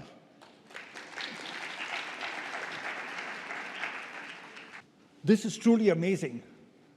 To be in Dubai, to be at this wonderful international conference for autism and neurodevelopmental disorders, but most important, to be able to give a talk immediately after Temple Grandin. What an honor. I had never thought in my life that, one day I'd be speaking after the legendary Temple Grandin. Temple, you're just so amazing. You're not you, your life, your thoughts, your work, your effort is not just an inspiration to people on the spectrum, to their families, but to all of us caretakers, researchers, and doctors in the field as well. So I'd like to begin by thanking Temple for the wonderful and amazing talk that she just gave. I'm going to speak on a new topic, that's regenerative medicine in autism spectrum disorders. When I give a talk, I like to begin with this picture. This is a painting, a huge painting, the size of this entire wall, which I found in a hospital in Howlin, Taiwan. And when I entered that hospital, I asked them, why is this picture here? They said, this is a picture of Lord Buddha going into the jungle to heal. And they said the job of the physician is to reach out to people who are in suffering and heal them. So that's what we have to do. Reach out and help those in need of healing. Now, if you look at the increasing prevalence of autism, it is actually unbelievable and incredible that the world has not taken notice of what's happening. You look and see in 2004, the incidence was 1 in 166. In 2023, it has become 1 in 36. At this rate, in the next 2 decades, every third child will be on the autism spectrum. Okay, this is something we as medical professionals need to bring to the attention of society, of people, of governments, of administrators and rulers, that this is unprecedented and that the facilities to take care of these children do not match up to the increasing incidence. There are about 70 million kids on the planet. That's 1% of the world's population. It's like a huge percentage of people. So the current situation is that, you have a child who has some symptoms, the parents notice, you go to the doctor, therapist, get a diagnosis, and they say what you can do is therapy, you start the therapy and you're back to where you were. So what's new? What am I going to be talking in this talk that's different? First, the concept of neurodiversity. And this is what Temple spoke of, okay? That we have to see how people on the spectrum are diverse, that they are not less than, they are different, that they have uneven talents and skills. So the concept of neurodiversity, because now there are going to be so many people on the planet that you can't look at them in the way that we've been looking at them earlier. The other exciting thing, and I'm going to highlight that, is a better understanding of what's happening with the brain. And this is what has changed everything. Then the whole concept of neuronal regeneration, that it is possible to regenerate the brain that's not functioning as well. And the concept of multidisciplinary management, and of course the main base of my talk, which is cellular therapy. Now, what is new is that for the first time in medical history, we are now understanding which parts of the brain are functioning differently from neurotypical brains. And we have done scans, we've done a lot of research in this area, and you can see that list: the amygdala, the hippocampus, the parahippocampal gyrus, the cerebellum, the caudate nucleus, the mesial temporal lobes, thalamus, superior and middle temporal poles. So we've actually identified very clearly which parts of the brain are functioning less. We've also identified which parts of the brain are functioning more. Our focus so far has been on what these children can't do. What we also need to look at, which parts of their brain actually are functioning more than what neurotypical people do. And there are actually parts in the calcarine fissure, the Heschel's gyrus, cortical frontal areas that function more. They are hypermetabolic. So we need to understand this as well. And our work has been published in a landmark paper, among the first of it, it's in published literature in the World Journal of Nuclear Medicine, where we've clearly highlighted which parts of the brain work less and which are working more.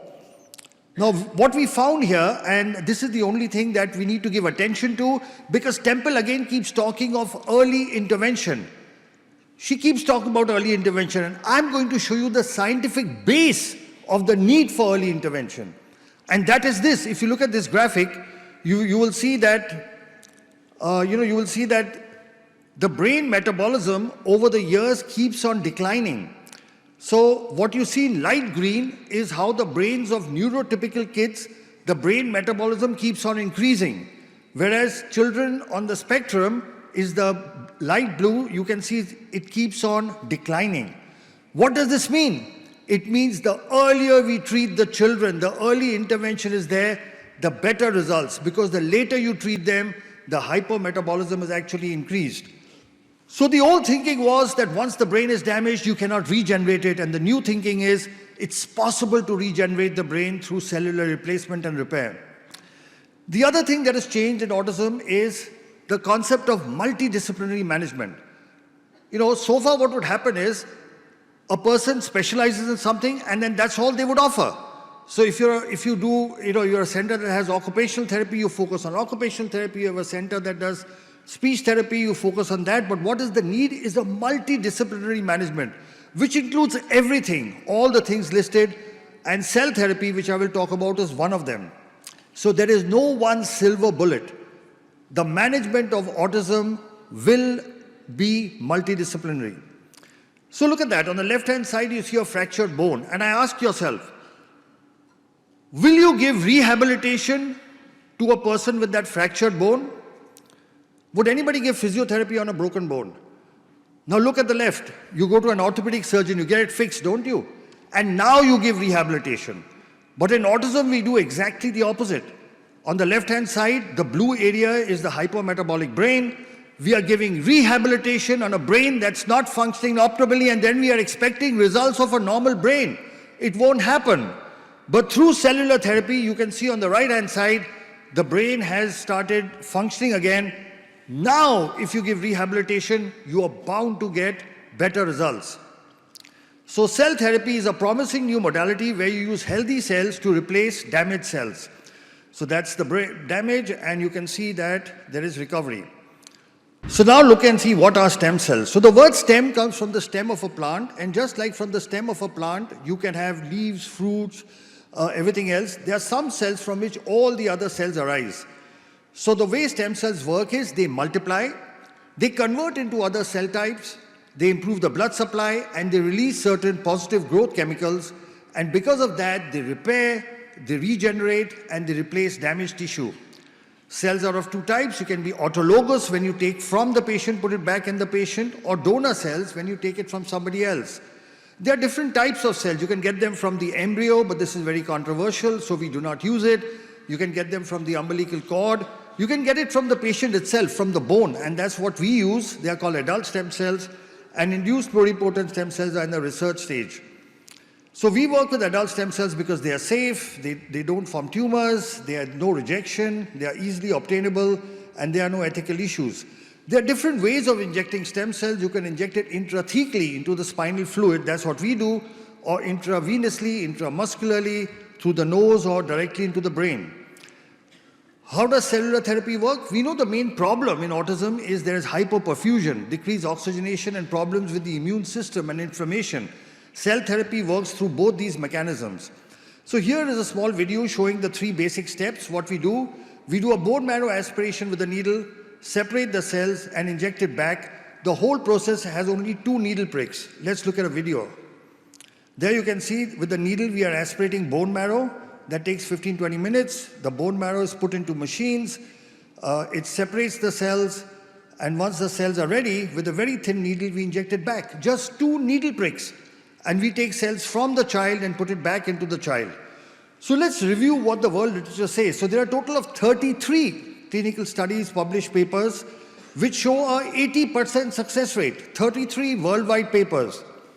And if you see a review of literature, the world's first scientific paper was published from India. It was by us. We also published the 6th one. The others came from China, Italy, America, etc. So this is the world's first paper on cell therapy in autism, which we published in 2014. This was our paper, and it showed 91% of the patients improved. The second paper came from China. Here again, they showed an 88% improvement. The third paper came from the United States by Dawson, again showing 90% improvement. This another paper from the United States by Kimberly et al. Showing 90% success rate. This paper by Martinez from Mexico showing a 95% success rate. This paper from Vietnam by Thang et al. Which showed a 93% success rate. This paper from Italy, which showed a 78% success rate. Now this is a meta-analysis. This is a review of 460 patients. And at the end, in this paper, they summarize that cellular therapy is safe and that it improves patients with autism spectrum regardless of what type of cell we use. In this other systemic review by Jiang Q from China, they looked at 325 patients, and again they said it is safe and effective. So there is enough published worldwide literature to show the effectiveness of cellular therapy. Now this is our latest paper. We had 2 papers, but I'll talk about the second paper because this was 254 patients. We use autologous bone marrow mononuclear cells. You can see the improvement in the various symptoms, and almost all the symptoms, whether it is social interaction, eye contact, attention, stereotypical behavior, aggressiveness, hyperactivity, self-injurious behavior, sitting tolerance, command following, speech, communication, all these you can see above is the percentage of improvement. And we have scales called ICAN and CARS, and you can see that there was a significant improvement, 94% and 95% in these scales. Now here's something interesting. The results depended on age. So those kids who were less than 5 years, we had a 97% success rate. Between 5 to 10, it reduced to 94. Between 10 to 15, 94 again, and 15 and above, it was 91. So the earlier we intervene, the better results we are likely to get. Here again, you can see on CARS scale, again, 98, 95, 90, 91. So you can see that age affects the outcome. Now, what was the objective proof? Because one is clinical improvement. So in our study, we actually showed objective improvement. So above, this is a PET CT scan where the blue areas are the hypometabolic areas, the areas that are functioning less than normal. So you can see above all the blue. Now this is done on a Siemens machine. Below, you see 6 months later, and you can see the hypometabolic areas are gone. So this is objective proof. I'm just showing you 1 or 2 scans, but we have almost 3,000 such scans before and after that show that the brain damage, the parts of the brain that are not functioning appropriately in autism, they can be repaired. And this is proof of that. So this is on a Siemens machine, and this is on a GE machine. Again, you can see the cerebellum, blue area, hypometabolic, and below you can see that it has improved. So on 2 different sets of machines, Siemens machine and General Electric machines, both show before and after improvement. We have a total of 6 scientific publications in the results of cell therapy in autism. And now international books, medical books are introducing chapters. So in this book on recent advances in autism, there is a chapter, Stem Cell Therapy in Autism Spectrum Disorders, and they've asked us to write the chapter. So we've written the chapter for this book. Now this is data, what I showed you earlier was published. This data of 1,000 patients has been sent for publication. But just to give you an outcome, this is 1,010 patients. And again, you can see more or less similar symptomatic improvements. Again, the ISA and CAR scales, good improvement. Individual domains of ISA. And age-wise, again, you can see the same thing. Below 5 years, 89% improvement. Above 15 years, it dropped to 80%. And this is the analysis. You can see above the blue areas, the damaged areas, and below, after cell therapy, you can see that the brain has got activated. You can again see above and below. So complications. So we've had no major complications. There has been no neurological deterioration, no infection. However, one major concern is that 3% of our patients develop increased incidence of epilepsy when they already had epilepsy in the past. 10% of the patients get a spinal headache which lasts for 1 or 2 days immediately after the procedure, and there was some nausea, vomiting, local pain, etc. Now we've published this as a separate paper. People normally like to hide their adverse events. We've published a paper saying that seizures may happen as an adverse event because there is no treatment which does not have adverse events. But if you know it, you can actually manage it. So we've published this as well. Now I'll just show you a couple of videos. Just if you have little time, so yeah, we have some time. So I'll show you a couple of videos. There are 3 sets of patients from 3 continents. This is a child from America. Father was a cardiologist, mother is a nurse, and he's improved so much. Today, this kid is not only completely off the spectrum, this video is a little old, but he's topping in school and he's doing wonderfully well.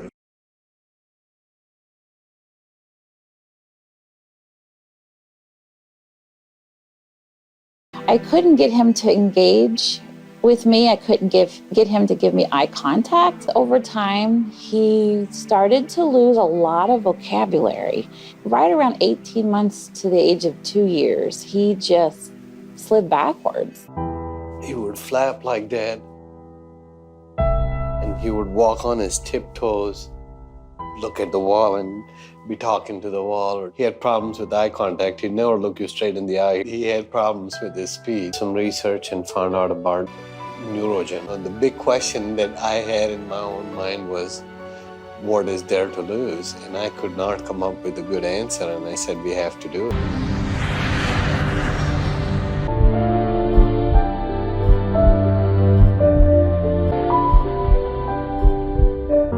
We started seeing better eye contact, definitely a difference in his engagement with us, with his sibling, his mood. He was so much calmer. Now he's all about taking his own shower. I have to just prompt him to get out, but he'll wash himself and he'll put his clothes on. Saw the PET scan images. I can't tell you the word, we were just so excited and thrilled. The areas that were hypoactive or non-active were warm. There was activity there. Ganesh has gone from the 3rd grade, 4th month reading level to a 7th grade, 1st month reading level in 5 months.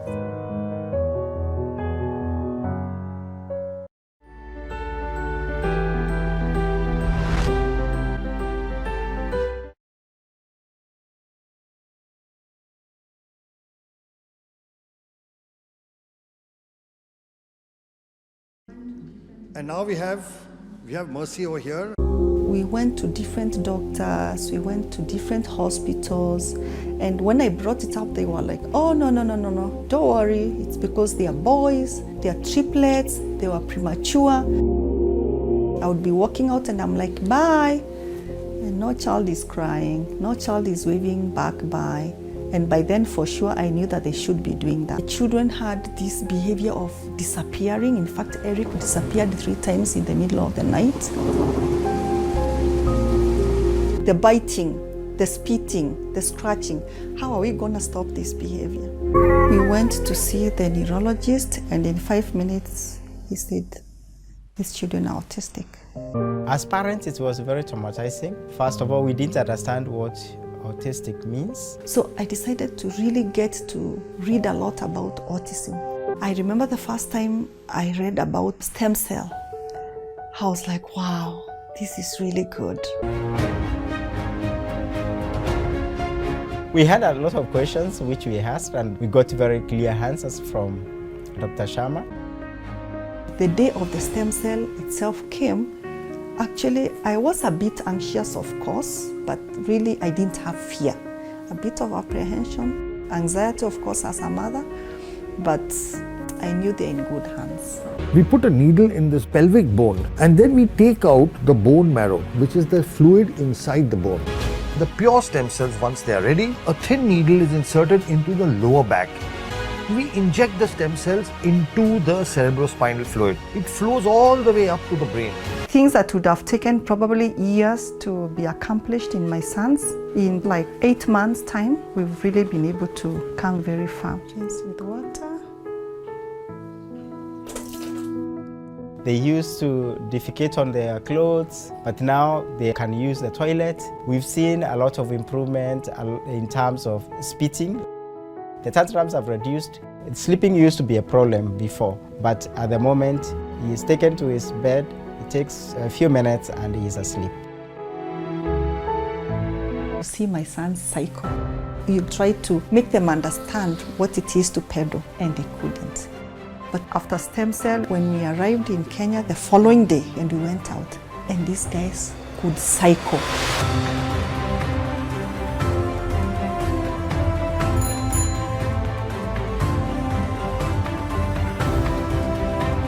I'm going to send you to buy tomato paste, okay? I'm going to send you to buy what? Tomato paste. In the shop. Where is the shop? It's here. Okay. So I'm going to give you... Money. For what? To buy tomato lollipop. I'm going to wear my shoes. That's right.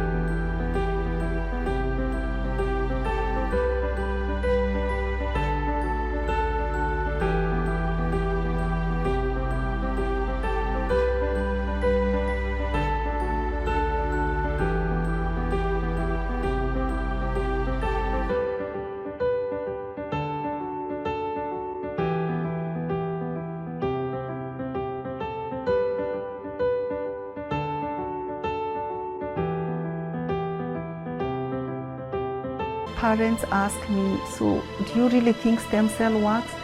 And I'm like,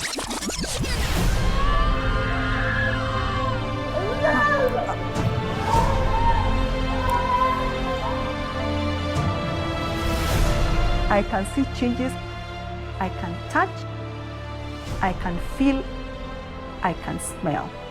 Of course, for me, stem cell works. I'll do it until my children get well. So that's two stories. And by the way, Ricky's right here. You're going to see him. He's right here. We are short of time, so I won't talk much about cerebral palsy, but this is a paper. It works just as well in cerebral palsy. We've got 15 articles, chapters in textbooks, and that's the brain damage before in cerebral palsy. That's after. You can see the improvement. Then in intellectual disability, it works as well. We have the world's first scientific paper. We've treated more than 12,000 patients from 75 countries, total of 106 papers and 16 books. And I'd just like to share the views of our Honorable Prime Minister. मैं Japan गया तो Japan मेरे कार्यक्रम में मैंने एक कार्यक्रम क्या जोड़ा मैं वहां एक नोबेल लॉरिएट साइंटिस्ट याकामाहा को मिलने गया मैं इसलिए किया गया कि उन्होंने स्टेम सेल के अंदर जो रिसर्च की है मैंने जितना पढ़ा था तो मेरे मन में आया था शायद इनकी एक खोज हमारे काम आ सकती है क्या है हम गए तो वहां गए उनसे चर्चा की और बेंगलोर के हमारे साइंस इंस्टीट्यूट के साथ आज उस दिशा में हमारा काम हो रहा है कि स्टेम सेल्स के द्वारा हमारे युवा साइंटिस्ट कुछ खोज करें. So that is the Prime Minister of India, Shri Narendra Modi ji, talking in Parliament about stem cells. And here is the President of the United States. Today, with the executive order I am about to sign, we will bring the change that so many scientists and researchers, doctors and innovators, patients and loved ones have hoped for and fought for these past 8 years. We will lift the ban on federal funding for promising embryonic stem cell research.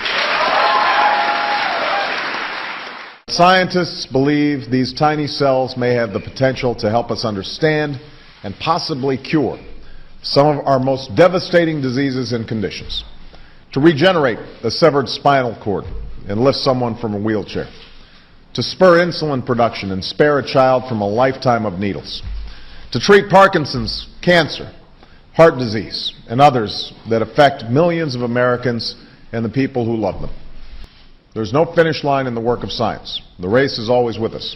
The urgent work of giving substance to hope and answering those many bedside prayers, of seeking a day when words like terminal and incurable are potentially retired from our vocabulary. So my conclusion is that adult stem cell therapy that we use may be considered a safe and effective treatment option for autism, cerebral palsy, and intellectual disability. It accelerates development, reduces disability, helps in functional recovery, and improves the quality of his life. We heard the two biggest democracies in the world are India and America. You heard the Prime Minister of India speak of stem cells. You heard the President of America speak about stem cells. But now I want you to hear somebody more important than that. The child you saw in that video, he's right here, Ricky. Ricky, say a few words. Talk to the audience. Thank you.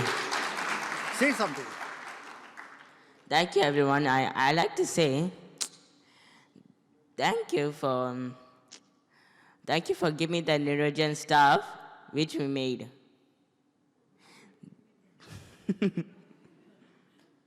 This child could not speak. This child could not go to school. Today he's standing in front of you and giving a speech.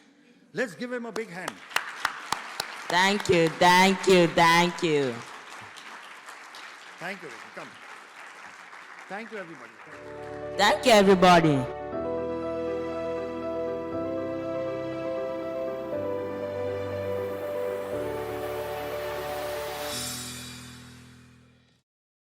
It is really my privilege to introduce this next speaker. When Dolly told me that I was going to be introducing him, I said, "Are you sure you want me to introduce him?" Well, I'm here, so I guess she was sure. Dr. Kerry Magro is an award-winning autistic professional speaker, best-selling author, autism consultant to the HBO series Mrs. Fletcher that aired in the fall of 2019, and the latest seasons of Netflix's Emmy Award-winning series Love on the Spectrum. If you haven't seen that, you really need to watch it. It is very, very good. He started professional professionally speaking 12 years ago via the National Speakers Association after he fell in love with theater as a child to help with his social and communication skills. Today, he has spoken at over 1,200 events during the time, including 2 TED Talks and talks at Google presentations. In addition, Kerry is CEO and president of KFM Making a Difference, a nonprofit organization that hosts inclusion events and has provided 100 scholarships for students with autism for college and counting since 2011. In his spare time, which I'm not sure how he has, he hosts a Facebook page called Kerry's Autism Journey that now has 218,000 Facebook followers, where he does on-camera interviews highlighting people impacted by a diagnosis to break down barriers in our community. His videos have been produced and have been watched over 35 million times. Kerry's best-selling books, Defining Autism from the Heart and Autism and Falling in Love, I Will Light It Up Blue, and his latest, Autistics and Autism, have reached the Amazon bestseller list for special needs parenting. Kerry regularly speaks with schools, companies, government organizations, and is always open to discussing potential future collaborations. He is based in Hoboken, New Jersey. Let's give him a really big applause.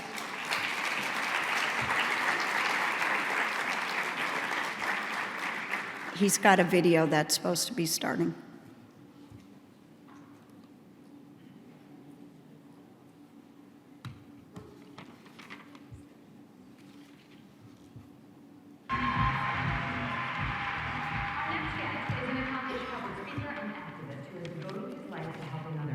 Not bad for a guy who was completely nonverbal for the first few years of his life. But once Kerry Magro found his voice, he had a lot to say. My parents have always told me I'm special, so why am I special? And then later on, I realized that I'm even more special because I have autism. Kerry Magro's childhood was marked with rough patches. He was completely nonverbal at age 2 and diagnosed with autism at age 4. I just remember having difficulties trying to explain myself to the world around me. When Kerry did speak, he struggled to express himself. Most of my memories were simply just about that kid who wanted to communicate with the world around him, but didn't have the verbal means of actually doing that. His mother, Suzanne, remembers watching her son have a hard time adjusting to the outside world. He turned 2 and he was scared of everything. He was scared of the water, he was scared of the rain. But as the years went on, Kerry slowly began to find his words. When you can't communicate with the people you love the most in this world about even some of your basic needs, it gets really, really tough. So, but luckily, once I started talking, I never stopped talking. Wow. This is a tough one today.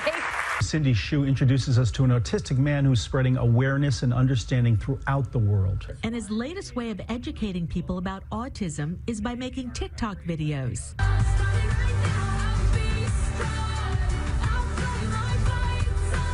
I received over 4.1 million views on TikTok, and I just had so many parents, educators, family members who just wanted to learn more about autism, and they were like, keep going, keep doing what you're doing because it's making a difference. In college, he started a nonprofit called KFM Making a Difference, which awards autistic students with college scholarships. He later earned his doctorate in education. He's now a professional speaker on autism and inclusion. We've gotten inquiries from people from Africa, Canada, the UK, and it's just shown me that we're not alone in this community. There are people impacted by autism across the globe. He's written 4 books. His latest one is called Autistics on Autism.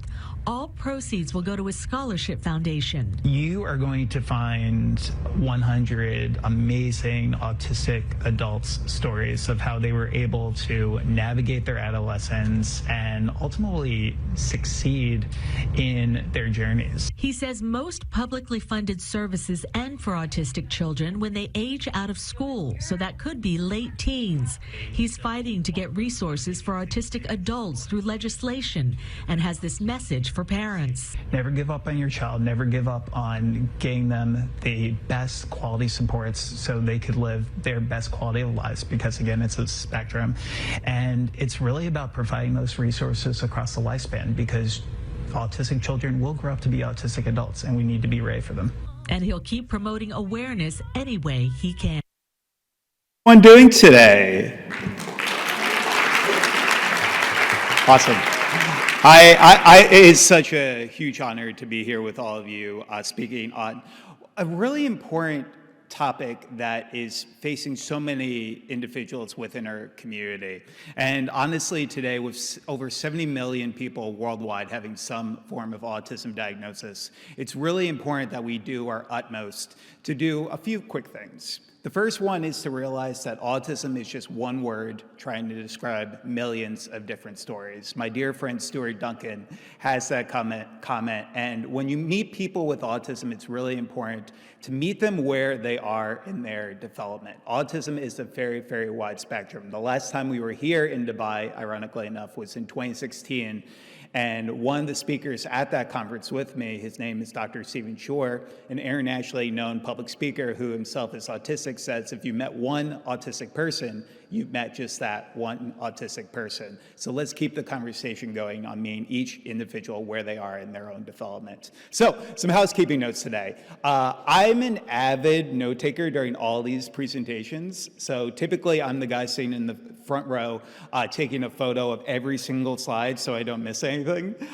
So we're going to be providing you the PowerPoint slide notes from today's presentation. There will be a QR code at the end of today's presentation. You can scan that with your phone. And my dad still loves a Razr cell phone, so there will also be a link if you don't have a smartphone as well, so you don't miss any of the notes. So during my journey, I grew up with two laser-focused key interests. I grew up wanting to be the sixth member of the Backstreet Boys, and I also wanted to grow up to be the next Larry Bird. And with my autism diagnosis, I've always had extreme laser-focused key interests, and those were two of the big ones.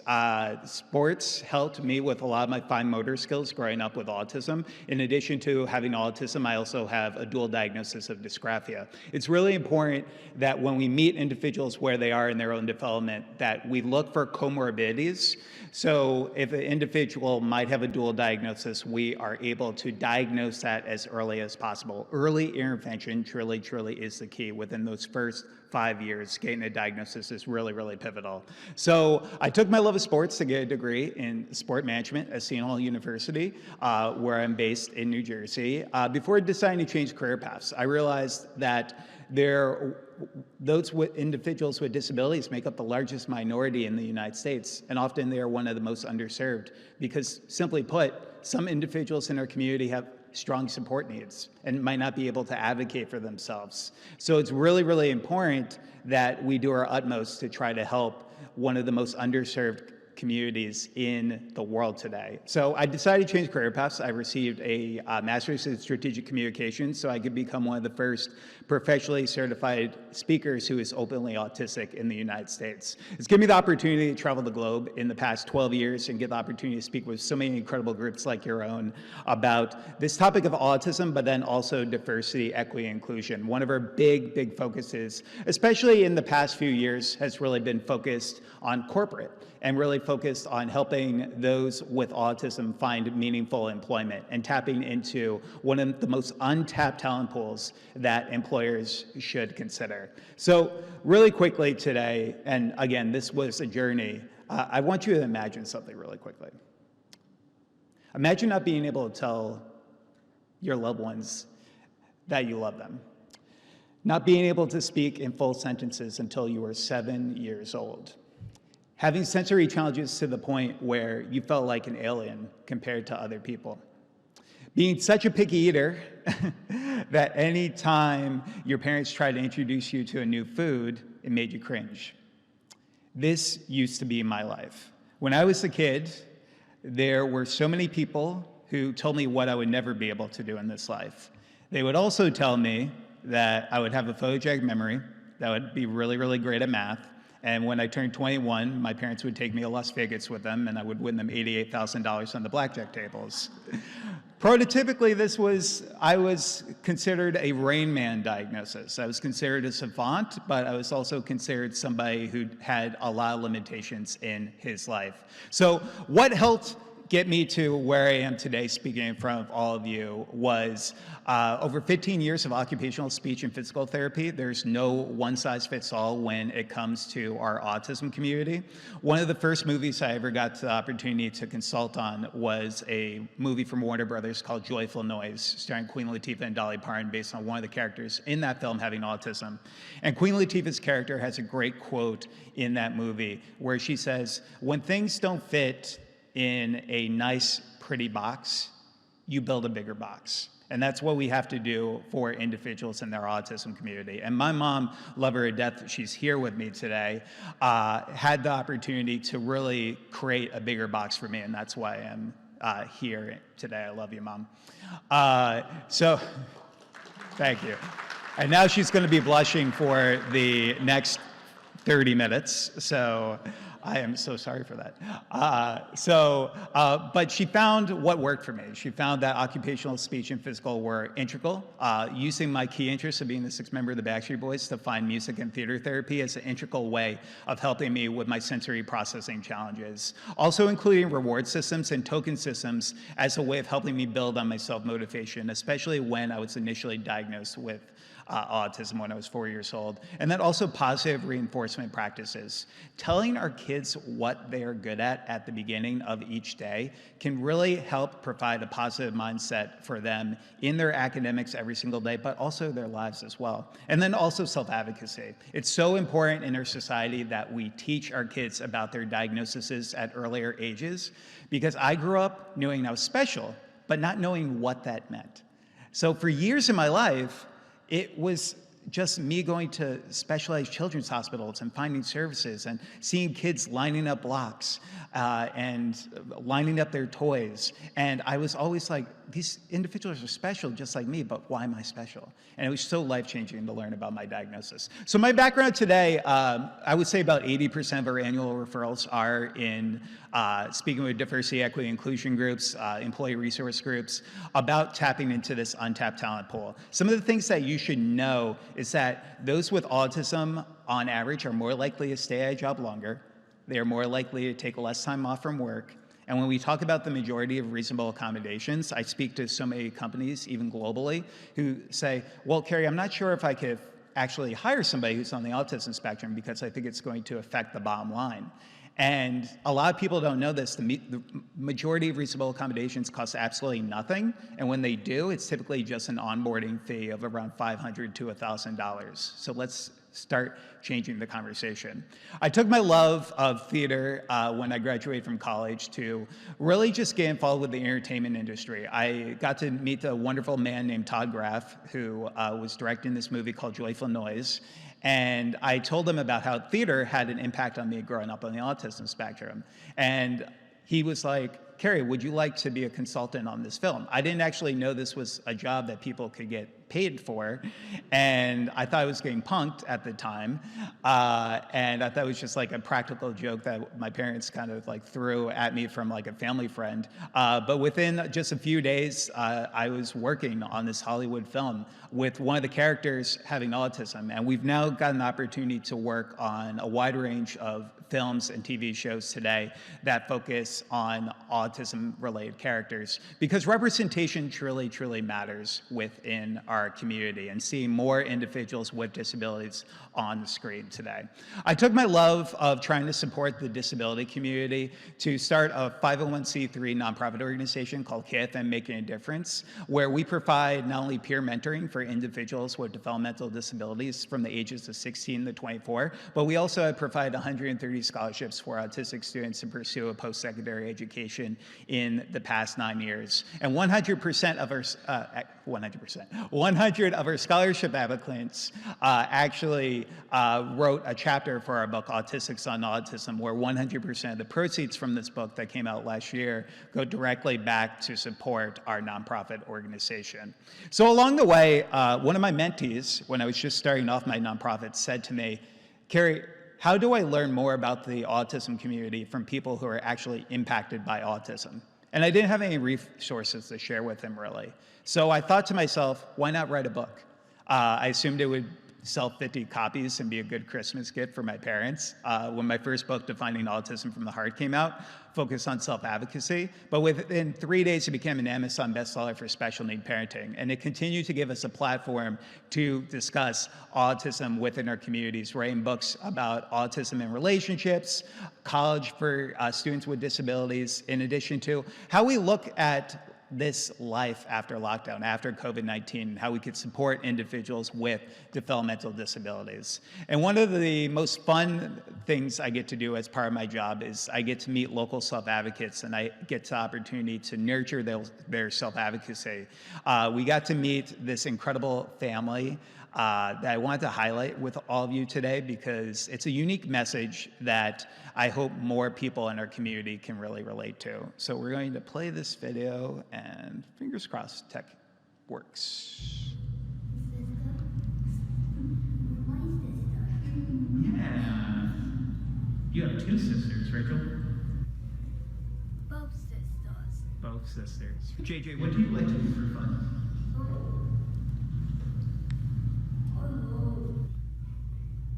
Chicken on overs. TV shows. His personality is amazing. He's so funny. He doesn't even know it. Like, he doesn't know how funny he is, which makes it better. I love how JJ makes these movies, and he uses the stuffed animals, and he shows us to all of us, and I think it's really cool. What is one of your favorite things about your sister? We like Velvet. JJ, would you like to live Katie? Yeah, okay, yeah. What do you like about me? Yeah, me. Yeah. What do you like? Television. Okay. I don't like how people treat autistic kids different because they're exactly like us. They have feelings too, and they act like autistic kids don't have feelings. How does it make you feel? It makes me really upset. For siblings who might be watching this at home, what would you like them to know if they may have a brother or sister who's on the autism spectrum? Celebrate accomplishments, encourage them to do the best that they can. We have a good family. Yeah. Everyone's supportive. It's just circle love. So one of the key messages I hope I could leave you with today is that it takes a village.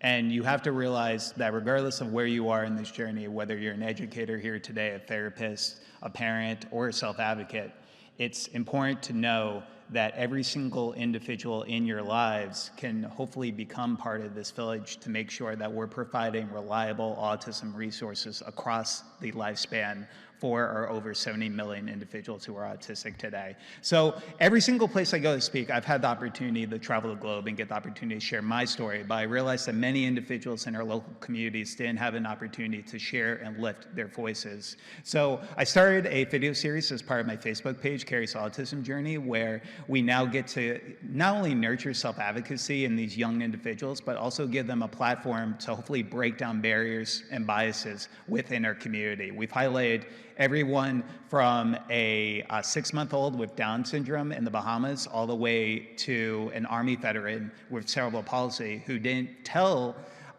his platoon that he had cerebral palsy so he could fight for our country. So it was truly, truly remarkable.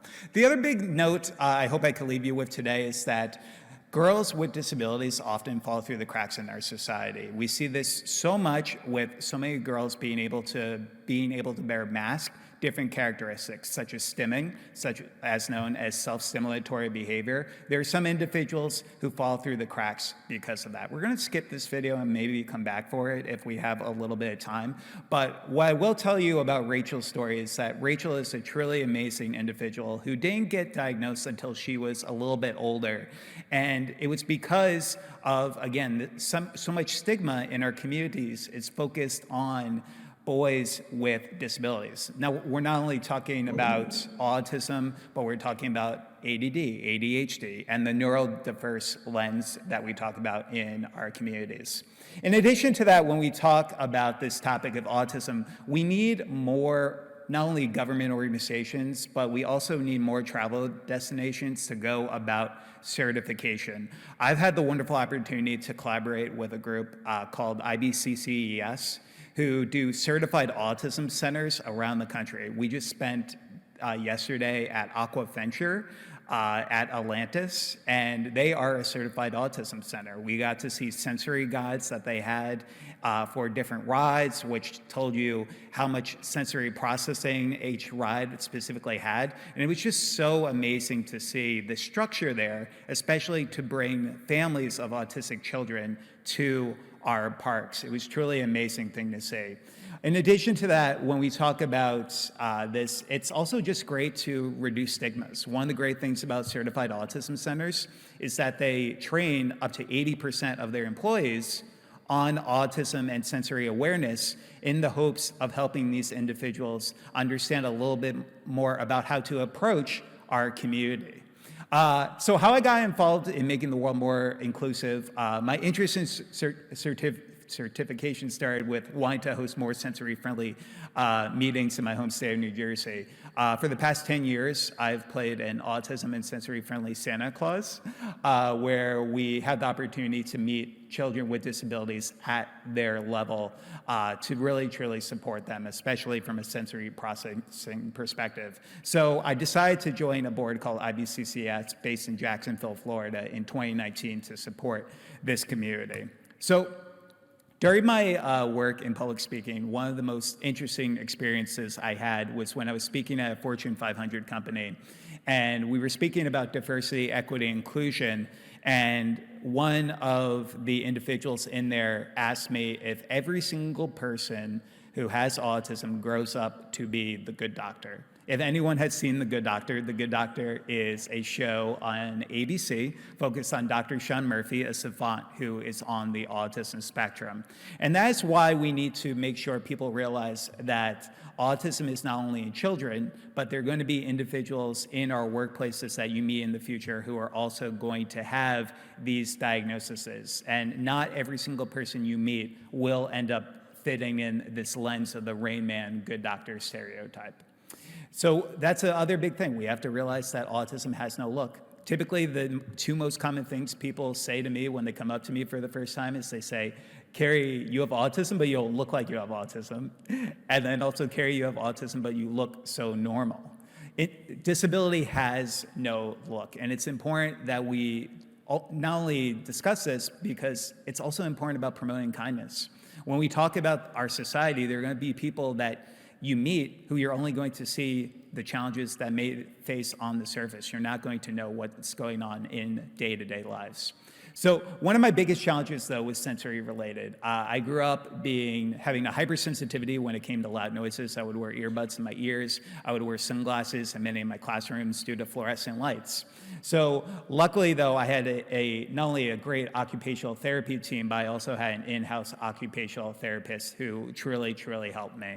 And this is a global movement that we're seeing. There are more groups that want to go about certifications because they realize that it's not only the right thing to do, but it also demonstrates high ROI, because at the end of the day, more individuals are likely to buy products from groups that patronize with the disability community and support those with disabilities. We were so excited to see that Mesa, Arizona became one of the first autism certified cities in the globe. And they've done a remarkable work, not only to provide certified autism centers for first responder groups, but also their businesses and travel destinations as well. And in addition to that, Dubai recently announced it plans to become the first certified autism destination in the Eastern Hemisphere. Give your guys yourselves a round of applause. That's really, truly, truly remarkable. And we need more individuals like yourselves championing this cause. So we applaud Dubai for taking the necessary steps to make certifications like this possible, realizing the importance of the autism community. One of my favorite experiences I've ever had was at a certified autism center. After growing up as somebody who struggled with textural issues and having issues with water on my skin, there was always something soothing about playing with animals in the water. So I got to go to the Discovery Cove in Florida, which was at a certified autism center, and we got the opportunity to swim with dolphins. And I have terrible balance issues. I can't ride a bike for the life of me. And in the water that day, I was having some challenges because the land was very, very tough. I also have flat feet, so that didn't help this situation. So I was at Discovery Cove, and one of the best things that somebody did for me there was just showing me compassion.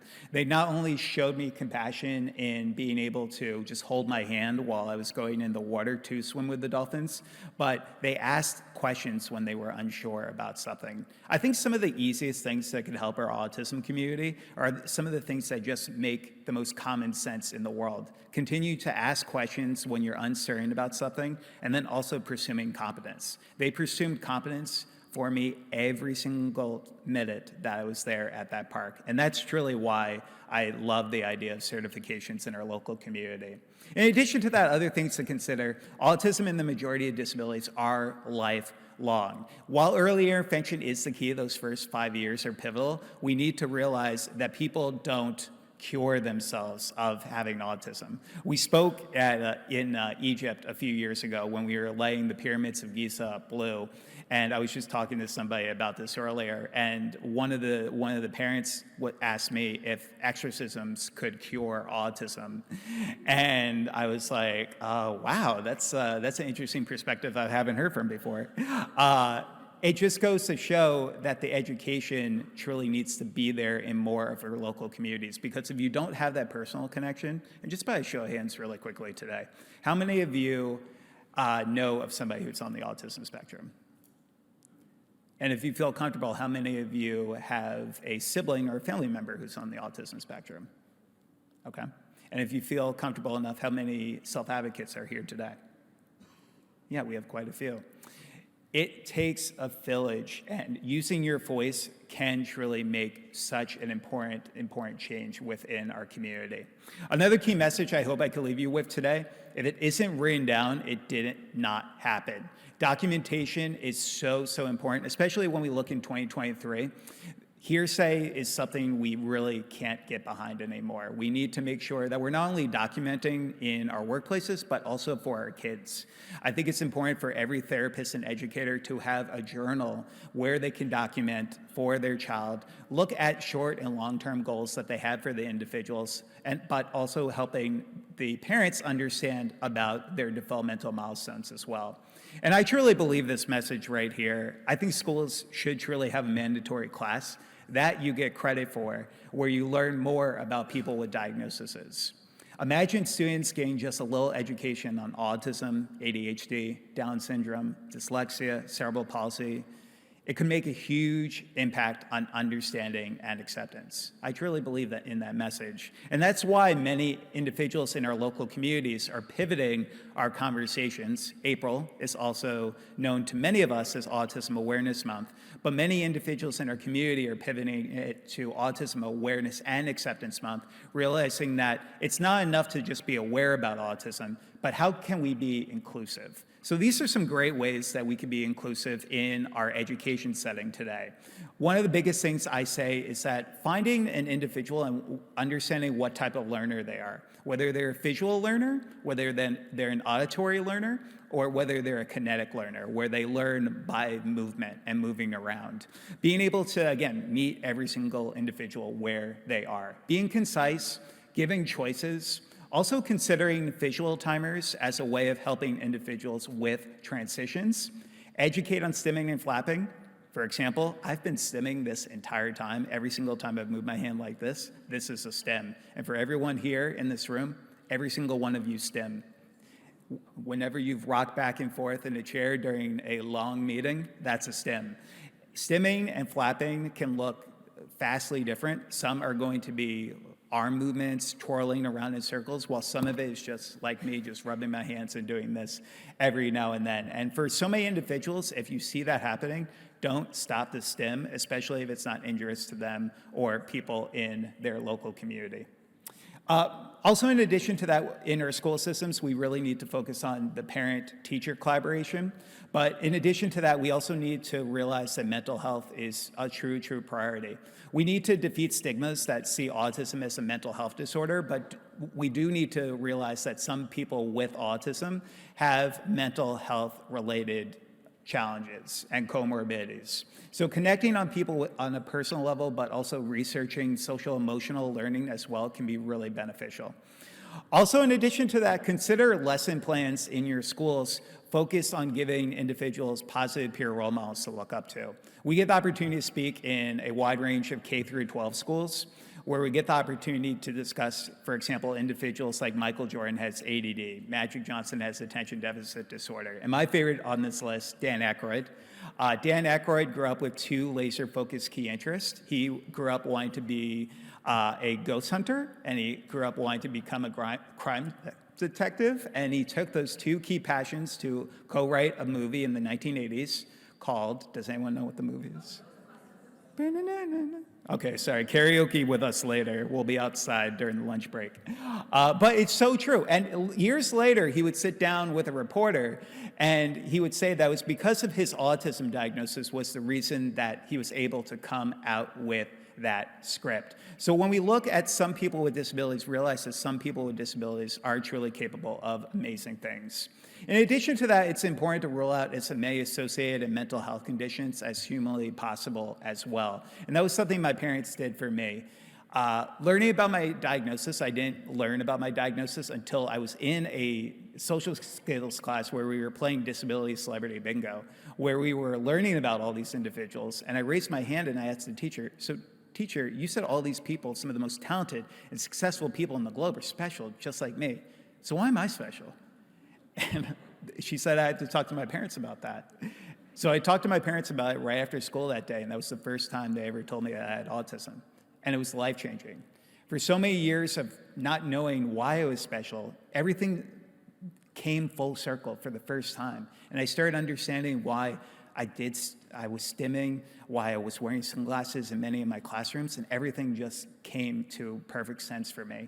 So it's important when we talk about this to have earlier conversations so when our children are in school, they can understand a little bit more about the accommodations that they may receive. Also consider having a dialogue with parents that you may know about the importance of a child's diagnosis as well. So in addition to that, what helped me is we need to emphasize that the key is communication, not speech. There's going to be individuals in our community, specifically where I'm based in the United States, 40% of all autistic people are either non-speaking or nonverbal. But one of the stigmas we have is that a lot of people think that they are unintelligent and have a low IQ. And that couldn't be farther from the truth. Most people on average, especially in the United States who are nonverbal, have an average to above average IQ. So we need to realize that also the key is communication, not speech, but just because somebody's nonverbal does not necessarily mean that they're unintelligent. There's some great global tools that you can use to understand how individuals in your communities communicate, such as the communication matrix.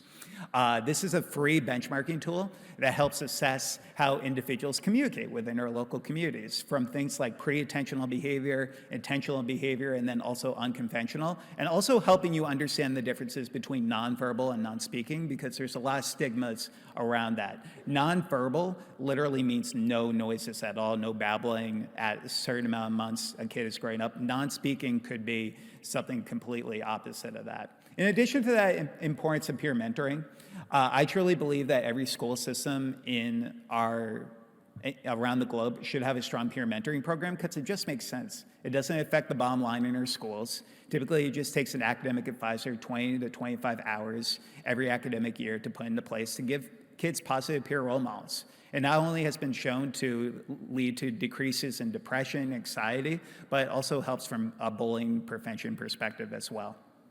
And then social connections can lead to academic success. We need to educate our schools about the importance of providing more elective opportunities, but also more unified classrooms as well, helping individuals with and without disabilities be able to interact, not only to become more inclusive overall, but to help them have those social connections, because a little awareness can truly go a long way. And then also considering educating around universal design for learning. Lecture style is truly, truly dying in many of our communities. So the importance of getting individuals out of their seat and engaging with them is really, really important. Hey, Mama Mags, how am I doing on time?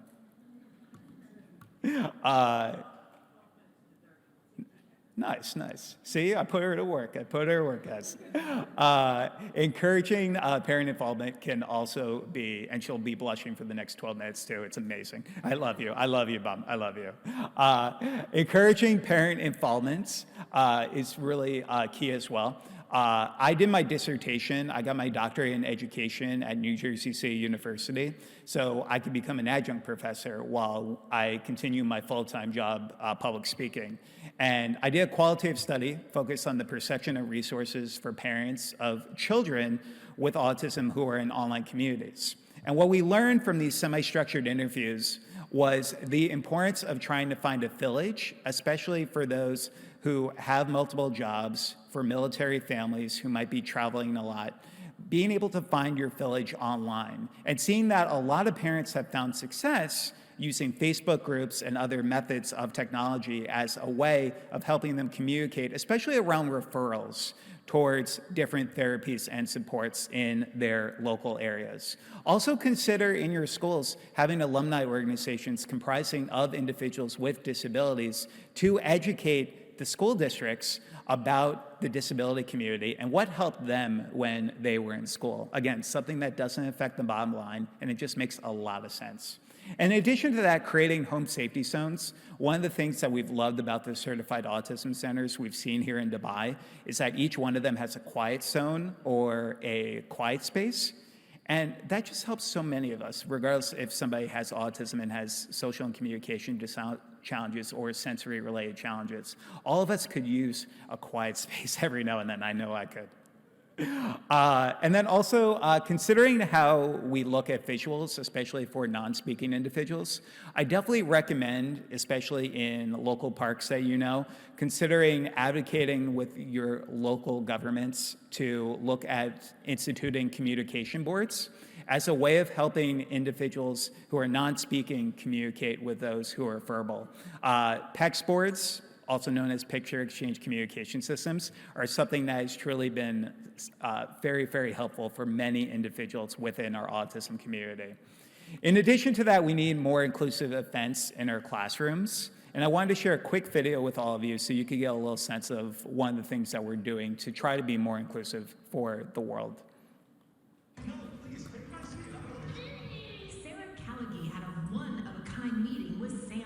The 8-year-old has autism and is nonverbal. Her father brought her to this event because this Santa's helper understands the challenges of autism firsthand. Santa also has autism. Such a special connection, special bond. The helper is actually 28-year-old Kerry Magro. Diagnosed at 4, his sensory challenges prevented him from visiting Santa as a child. He created this event so others like him don't miss out. This event is more inclusive because we dim the lights, we turn down the sound and try to help them as much as we can. Just does a great job. It just takes his time.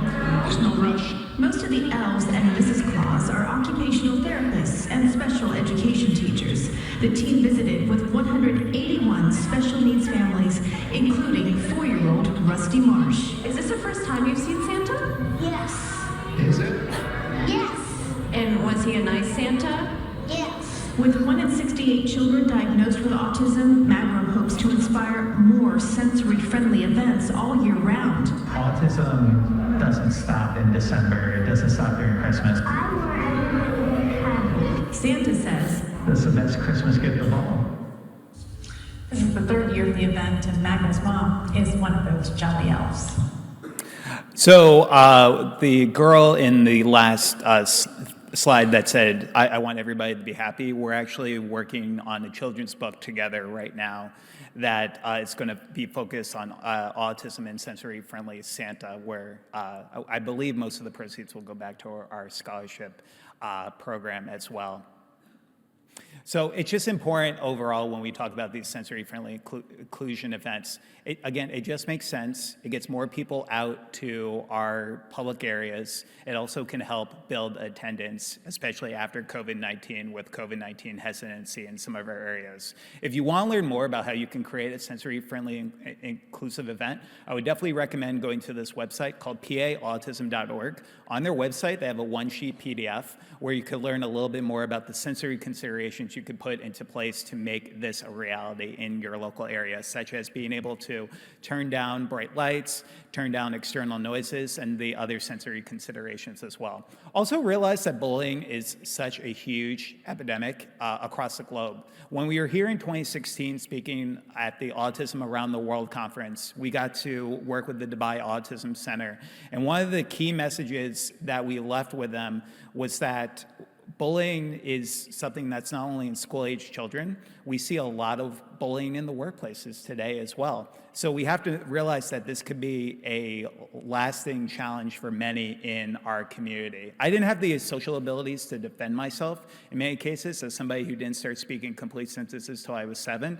And it's really, really important that we educate our kids on what a friend is, what a bully is, and how to go about stopping bullying, especially for our verbal students. When stopping bullying happened for me completely, I realized what bullies did. So I would role play different scenarios in my classrooms with my teachers on how to stop a bullying, where if somebody said to me, "Kerry, you have autism, but you are so stupid," I would turn around and I'd be like, "Well, yeah, sometimes I do stupid things. Thank you so much for bringing that to my attention." And that literally would stop the bully from because when you don't give them the power over you, we have to realize that bullying simply is just that, an imbalance of power.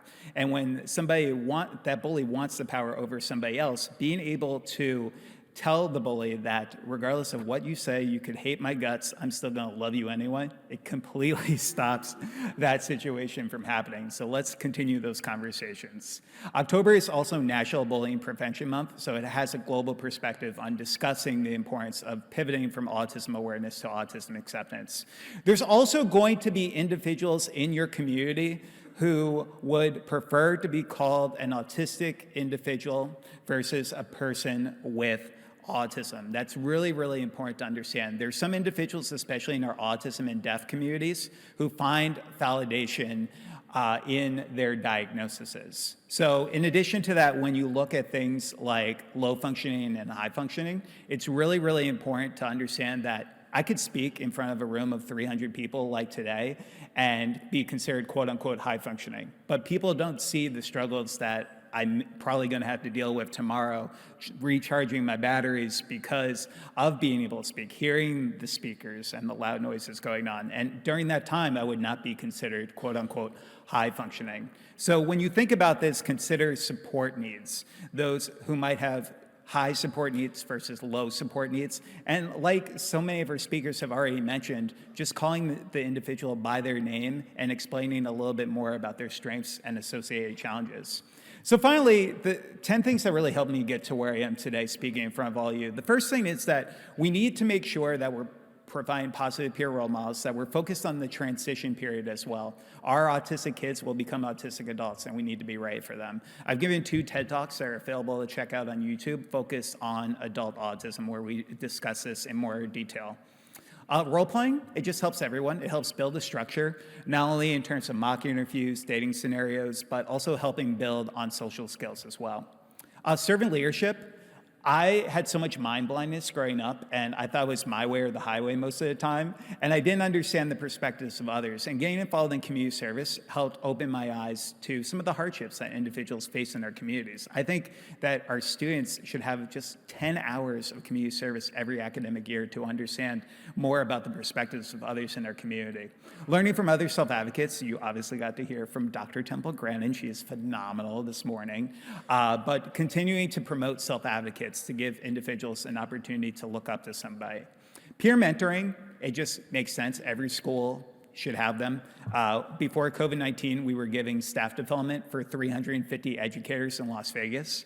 And we asked them, how many of you have a strong peer mentoring program in your school? And only 3 out of the 350 raised their hands. And I was stunned. This doesn't affect the bottom line, and it's just the right thing to do. Like Queen Latifah's character says, create a bigger box. So when it comes to therapy, you have to meet each individual where they are. But I've seen positive benefits of cognitive behavioral therapy as a way of helping individuals go towards positive thoughts who might have negative thoughts and challenging behaviors. Self-reflection, I think, again, documentation is key for all the educators in the room. But in addition to that, it just helps build on self-awareness for individuals, especially those who are just learning about their diagnosis. Physical activity, as we learn more about the brain, we're also realizing that just 30 minutes of walking a day has benefits on short-term and long-term retention while also helping with positive endorphins. Also, finding support networks. ICAN is a tremendous, tremendous resource. I hope all of you go to their website after this presentation today and really gain the resources, get their ebook, because they're truly making a difference. And then also writing a blog, because your voice has true power within our community, and it's upon all of us. If I could leave you with any final message, is I hope you can be brave. I grew up being the kid who never wanted to tell anybody about my autism diagnosis because I was worried how everybody would feel when they heard that I had autism for the first time. And now today I go into the companies and they say to me, Kerry, I want to do professional development on autism, and I want to have you speak in my conferences, but I'm not brave enough to kind of talk about autism because it's such a sensitive topic. And with the numbers continuing to increase, not only where I'm from in the US, where it's 1 in 36, but globally, I want every single one of you in this room to be brave, because it's about our community and it's about supporting these individuals across the lifespan. So I like to say that autism can't define me, and I define autism. And I can only hope that regardless of any single journey that any of you have in this life, that you can go out there and you can define your lives and your journeys in the way that you best see it every single day. And if you need any help getting started in these conversations, please stay in touch. Thank you all so much for having me here today.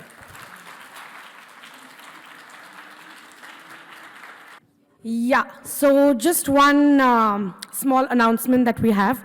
We would really love to felicitate Kerry's mother, and we would like to call upon Miss Mercy, as she's as well a parent, and hand over the award to Kerry's mother.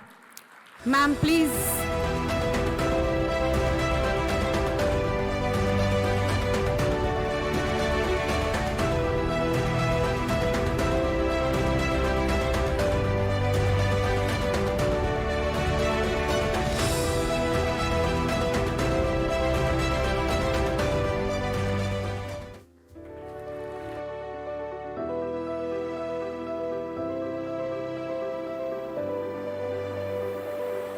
Now, it's a true honor to call Dr. Nadia Al-Saig on stage. She's our chief guest.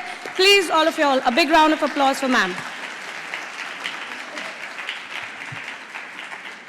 She's the founder and director general of Senses Residential and Daycare for Special Needs. We would really like to felicitate ma'am, as Senses has been the strategic partner for ICAN.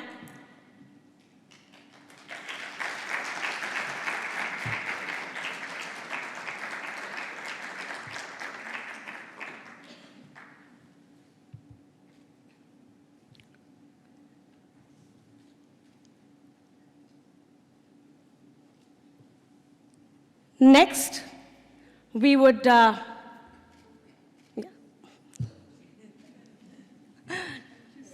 social media. Yeah.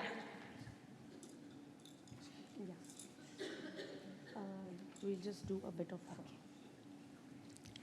Next, we would like to felicitate MENA organization as well, as they as well are the strategic partners for ICAN. A big round of applause.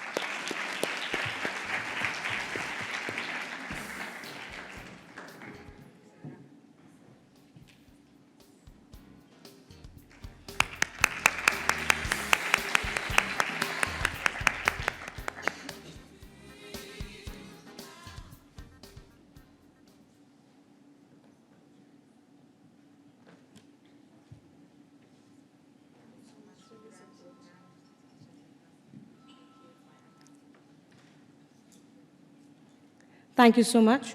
And now we would like to felicitate Farhan Shahid, who is from Census and has been helping us with the entire organization of ICAN.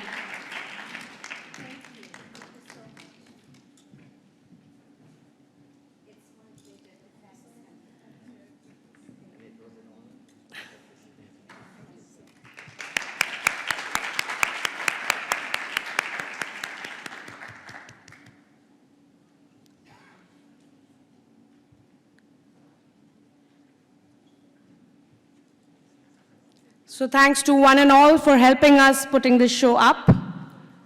Okay, now I would like to invite Dr. Nadia to say a few words.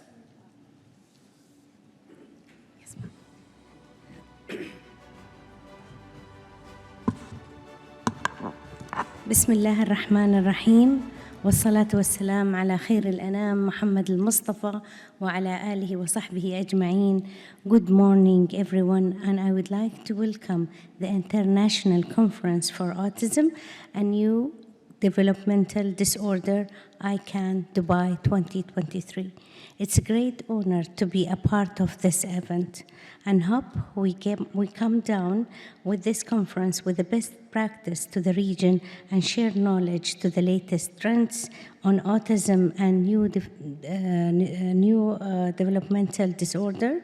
And really, I would like to to take the opportunity to thank you all, thank the speakers and the partners of this conference, and especially the audience for your participation. Thank you so much. Thank you.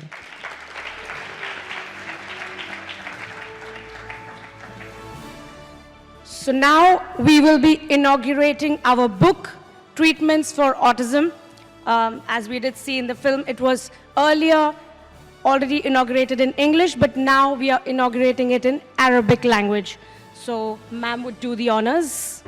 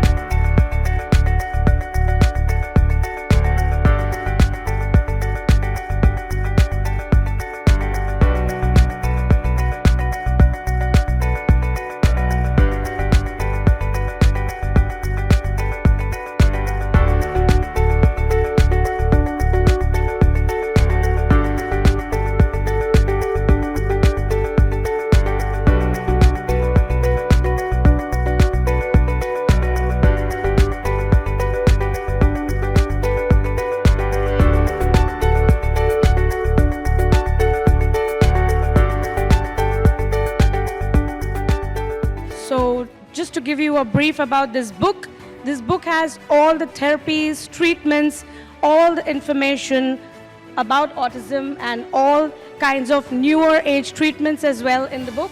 You can have a copy online on our website.